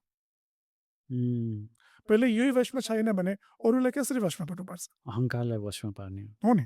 First of all we have to control ourself no. हामी आफै कन्ट्रोलमा छैन भने अरूलाई कसरी हाम्रो वशमा पार्नु सक्छ? सम्भवै छैन। पहिला त्यो गर्नु पर्यो।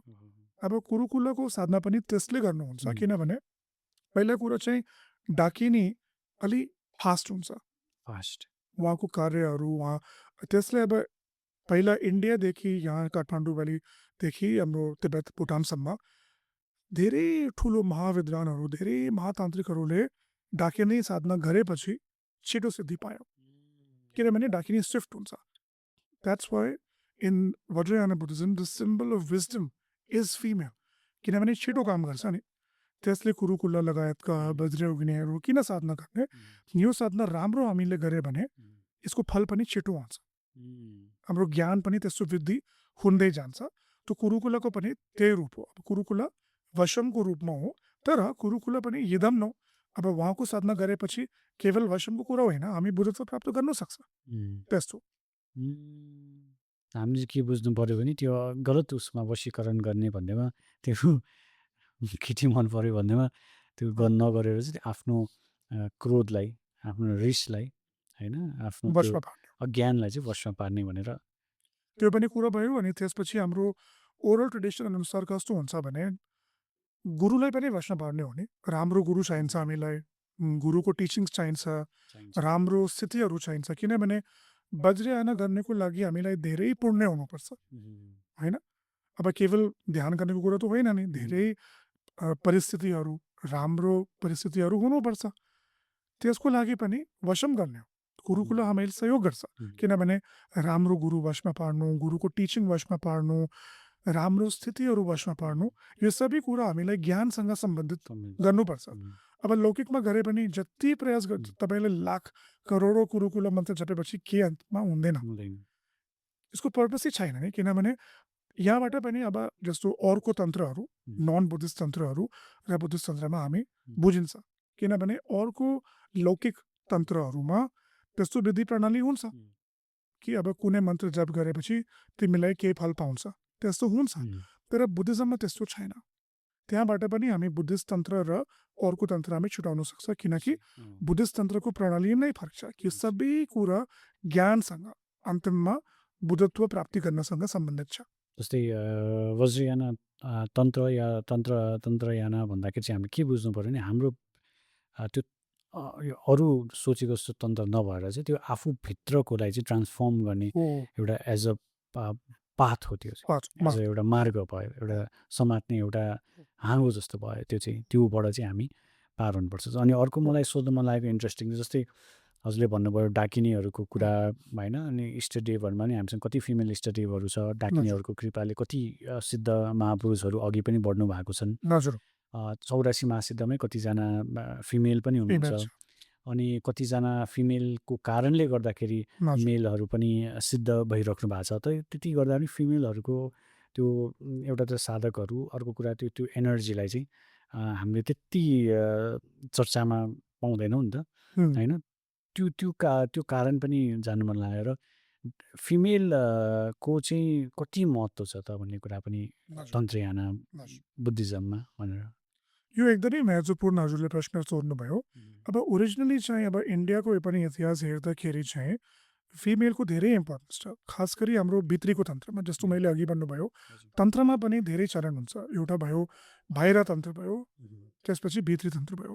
भित्री तन्त्रमा निङ्मा परम्परा अनुसार चाहिँ महायोगा, अनुयोग र अतियोग भयो, अनि साथमा चाहिँ प्रायः अनुत्तर तन्त्र योगा पनि भन्छ। त्यसमा चाहिँ इन्डियामा लगभग 10वीदेखि 12वीं 13वीं सदीमा एउटा मार्गको धेरै स्थापना भयो, योगिनी तन्त्र भन्छ यसले। योगिनी तन्त्रभित्रै वज्रयोगिनी, वज्रवाराही लगायतका चक्र सम्भार, देवव्रत जस्तो त्यस्तो देवी देवताहरू हामी भेटिन्छ। त्यो टाइममा चाहिँ धेरै ठुलो योगदान थियो स्त्रीहरूको। त्यो टाइममा महासिद्धहरू पनि हुनुभयो। अब त्यसपछि के भयो भने अब तिब्बतमा चाहिँ अलिक पेट्रियार्की बेसी छ।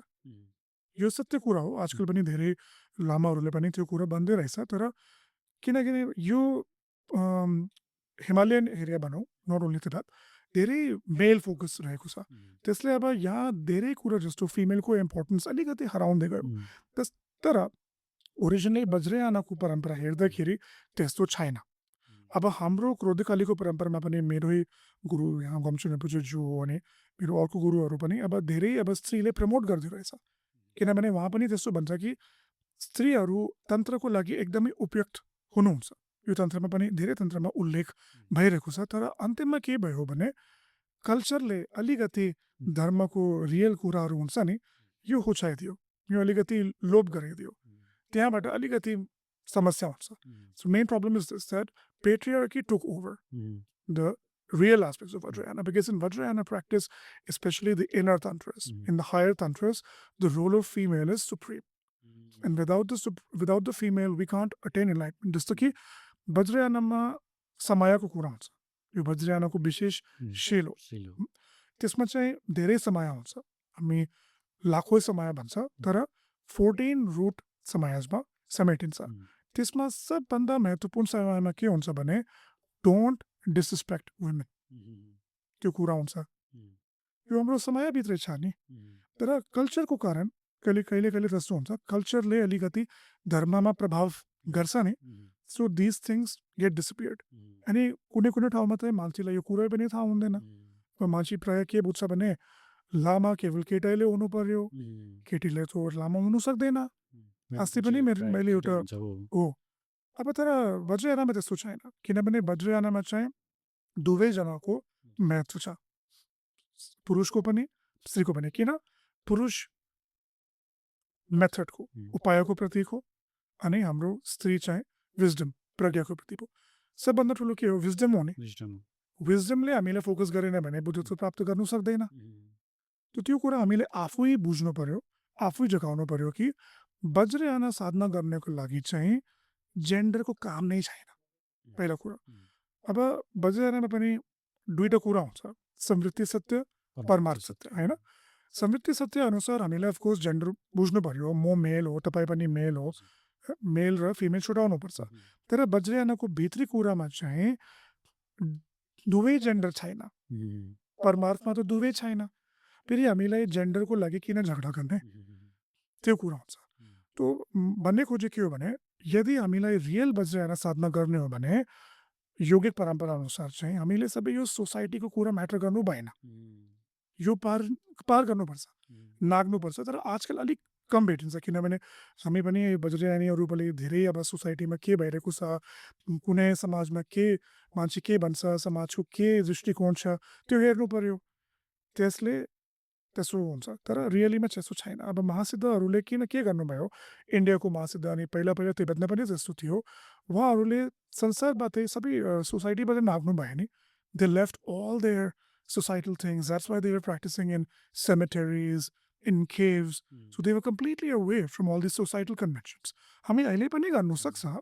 We don't have to necessarily leave our homes and live only in cremation grounds. But भित्रीदेखि मानसिक रूपमा त हामी अहिले पनि गर्नु सक्छ नि. How is it so difficult to give emphasis to the female? हामी बुद्धिज्ममा सेम्सन थाम्चेको कुरा गर्छ, स्त्री सेम्सन थाम्चेमा आउँछ नि. So why don't we focus on that? यो त बेसिक कुरा हो नि. त्यो मेरो बुझाइ अनुसार मेरो धेरै वर्ष भयो अब हिमालयन बुद्धिज्ममा, इन्डियामा पनि नेपालमा पनि. So I noticed this, that culture is unfortunately taking precedence over the real dharma. त्यसो गर्नु भएन. Even then they are female महासिद्धs त्यो बेलामा. We have to respect them. त्यो बेलामा पनि हैन. No. That's निगोमा जस्तो कुरा भयो. अब काग्यू परम्परामा भित्री शाङ्पा काग्यू नामको एउटा ट्रेडिसन नै फिमेल महासिद्धबाट आएको, महासिद्ध निगुमा. त्यस्तो त्यो मेरो इतिहासमा भेटिन्छ. अनि खास गरी हाम्रो वज्रयान परम्पराको योगिक तान्त्रिक परम्पराभित्री स्त्रीको धेरै ठुलो योगदान छ. हामीले स्त्रीले उचाउनु भएन, अनि सबै हाम्रो दिदी बहिनीहरूले पनि पुरुष जस्तै साधना गर्नु पनि पायो. त्यस्तो छ. त्यो अब कल्चरमा अलिकति कुरा हराउँदै गयो, तर वज्रयानमा त्यस्तो छैन. इन्ट्रेस्टिङ छ. अब जाँदा जाँदै चाहिँ there are a lot of practitioners who are still confused, who have not found their guru, maybe, Yes. who who might have thinking of to know more about Vajrayana. आज त Yes. कति कुरा त उहाँहरूले पनि थाहा पाउनुभयो र उहाँहरूले त्यस्तो धेरै प्र्याक्टिसनर हुन् जो कन्फ्युज छन् हजुर. होइन. So I just want you to tell or give them advice on something before leaving, होइन. So first of all, I think it's even before you start looking for a guru, it's crucial to study. पहिला चाहिँ अध्ययन गर्नु पर्यो. अनि आजकल चाहिँ जस्तो if you don't know Tibetan language or even finding some books in English is difficult, नेपालीमा पनि धेरै राम्रो पुस्तकहरू अनुवाद भइरहेको छ. Even your esteemed organization has done a lot of great work for that. So पहिला अध्ययन गर्नु धेरै महत्त्वपूर्ण छ. अनि राम्रो पुस्तकहरू अध्ययन गर्नु, बुद्ध धर्मको विभिन्न दृष्टिकोणहरू त्यो पनि बुझ्नु प्रयास गर्नु, and only then try to find a guru. किनकि आजकल त्यस्तो धेरै मैले हेरिरहेको छु कि अब मान्छेले पहिला गुरुै खोज्न थालिन्छ, but they are not so clear about what Buddhism is. And even in Buddhism, it's not necessary that everybody has to be a Vajrayana practitioner. Buddhism पनि धेरै A lot of parts there. lot of parts are there. श्रावक्याना छ, त्यसमा पनि धेरै छ. त्यसपछि महायाना भयो, फेरि वज्रयाना भयो. केवल वज्रयानै गर्नुपर्छ त्यसो कुरा छैन. अनि तपाईँले अध्ययन गर्नुभयो, राम्रोसँग अध्ययन गर्नु, धेरै कुराहरू सर्च गर्नु. आजकल त हामी एआईको युगमा छौँ, सबै कुरा एकदमै इजिली पाउँछ. Of course, I'm not saying that rely on AI, किनकि धेरै कुरा रङ पनि हुनसक्छ. But we can research. धेरै कुरा आजकल युट्युबमा पनि, अब इफ युर इन नेपाल, अब नेपालमा पनि धेरै गुरुहरूले अब युट्युबमा, फेसबुकको माध्यमबाट मेरो गुरु गोमशेर रिम्पोछेले धेरै कुरा नेपालीमा गर्नुभयो, गरिरहेको छ. So you can find lots of teachings. Study गर्नु धेरै महत्त्वपूर्ण छ, किनकि मैले पनि पहिला धेरै वर्ष स्टडी गरेँ, धेरै वर्ष मैले अध्ययन गरेँ. Only then when I was really sure, म टुक्क भयो अब कि ठिक छ, मैले अब बुझ्यो, इन्टेलेक्चुअल कुरो धेरै बुझ्यो, अब गुरु खोज्नुपर्छ. Then your way becomes easier. किनकि कन्फ्युजन हुँदैन नि. अब तपाईँले अब फिलोसफीको अध्ययन गरेछ भने तपाईँको अलिक बेस भयो नि. बलियो भयो, तपाईँको जड बलियो भयो। त्यसपछि गुरु खोज्नु पनि अलि सजिलो भयो, किनभने हामीले धेरै कुरा गर्नुभयो, जस्तो कि परम्परा पनि विभिन्न हुन्छ। भजन एउटा परम्परा मात्र होइन नि, भजनभित्री पनि धेरै परम्पराहरू हुन्छ। परम्परामा पनि कुरा पनि छुट्टै-छुट्टै हुन्छ। अब सबै गुरुको पनि दृष्टिकोण एउटा हुँदैन। So lots of things are there. So ultimate point is, please inform yourself, study progressively, understand what the Buddha's basic teachings were, progressively go on to Mahayana, then study Vajrayana. And once you are clear, then you can start searching for your root guru, but don't immediately jump into that. अनि अर्को कुरा भनेको चाहिँ आफ्नो काम गरेर आफ्नो बसेर आफ्नो डेली जीवन ऊ गरेरै चाहिँ स्पिरिचुअलको पाथमा सँगसँगै जान सकिन्छ भन्ने पनि मैले पनि त्यस्तो गर्यो। अब म पनि पहिला एज अ जर्नलिस्ट थियो, त्यही बेलामा मैले अध्ययन पनि गर्यो। And what I became right now, not everybody has to do that. No? Like for me, it was a natural progression that the more deeper I went into my path, my, you could say, sansaric life just dissolved on its own. And then also with the blessings of my gurus, they promoted me and they said, yeah, you teach, you do what you're doing right now, focus on a dharmic life. But not everybody has to do that. I mean, you can still have your normal job, family. But Jayaram यता त कुरा खास छ नि, हामी गृहस्थी भएर पनि धर्म जान्नु सक्छ। You don't have to leave anything. You don't have to leave anything. तर मेन कुरा के हो भने योग्य गुरु चाहिन्छ। योग्य गुरु भेटेपछि उहाँबाट मुख अगम सुन्नुहुन्छ अनि त्यसपछि राम्रो तरिकाले अध्ययन गर्नुहुन्छ। Then you can easily also balance your life and dharma also. र थ्याङ्क यू आज हजुर आउनुभयो, हामीले धेरै कुरा सिक्यौँ ओभरअल वज्रयानको बारे, हजुरको जर्नीदेखि लिएर होइन, इष्टदेव धर्मपालहरूकोदेखि लिएर विभिन्न लिनेजहरूको कुरादेखि लिएर, अनि it was very insightful and we thank you again for coming and sharing your knowledge with us. I am sure that हाम्रो लिसनर्सहरूले यो यहाँबाट धेरै कुरा सिक्नुहुन्छ र हामीसँग जाँदै पनि एउटा सानो एउटा गिफ्ट हामीसँग छ। Thank you so much. नेपालको तर्फबाट help others life is beautiful भनेर थ्याङ्क यू सो मच। योबाट हजुरलाई गिफ्ट छ। Thank you, really appreciate it. अनि म पनि हजुरलाई धन्यवाद भन्न चाहन्छु। अनि मेरो नेपाली त्यति स्पष्ट छैन, त माफी पाओस्। होइन, ठिक छ। हजुर। अनि so typically after the end of every discussion and teaching, so it's important we dedicate the merit. So I will say some prayers. अनि हामीलाई के बुझ्नुहुन्छ भने आजको यो सन्दर्भ, आजको यो जे कुराहरू छ भने केवल हामी लागि होइन, सबै संसारको सबै प्राणीलाई मुक्ति पाओस्, बुद्धत्व प्राप्ति हो, त्यसको लागि हामी प्रार्थना गर्छौँ अहिले। मिठो टाइपको एउटा स्वरमा। हजुर, हस्। Sonamde tamje zigbane tamne nebe danam pamje jingiga naje balon trubai tsibe zule drova show. Thank you. But Thank you so much. Thank you for being with us and stay insightful podcast ko lagi to like, share and subscribe. And thank you for being with us.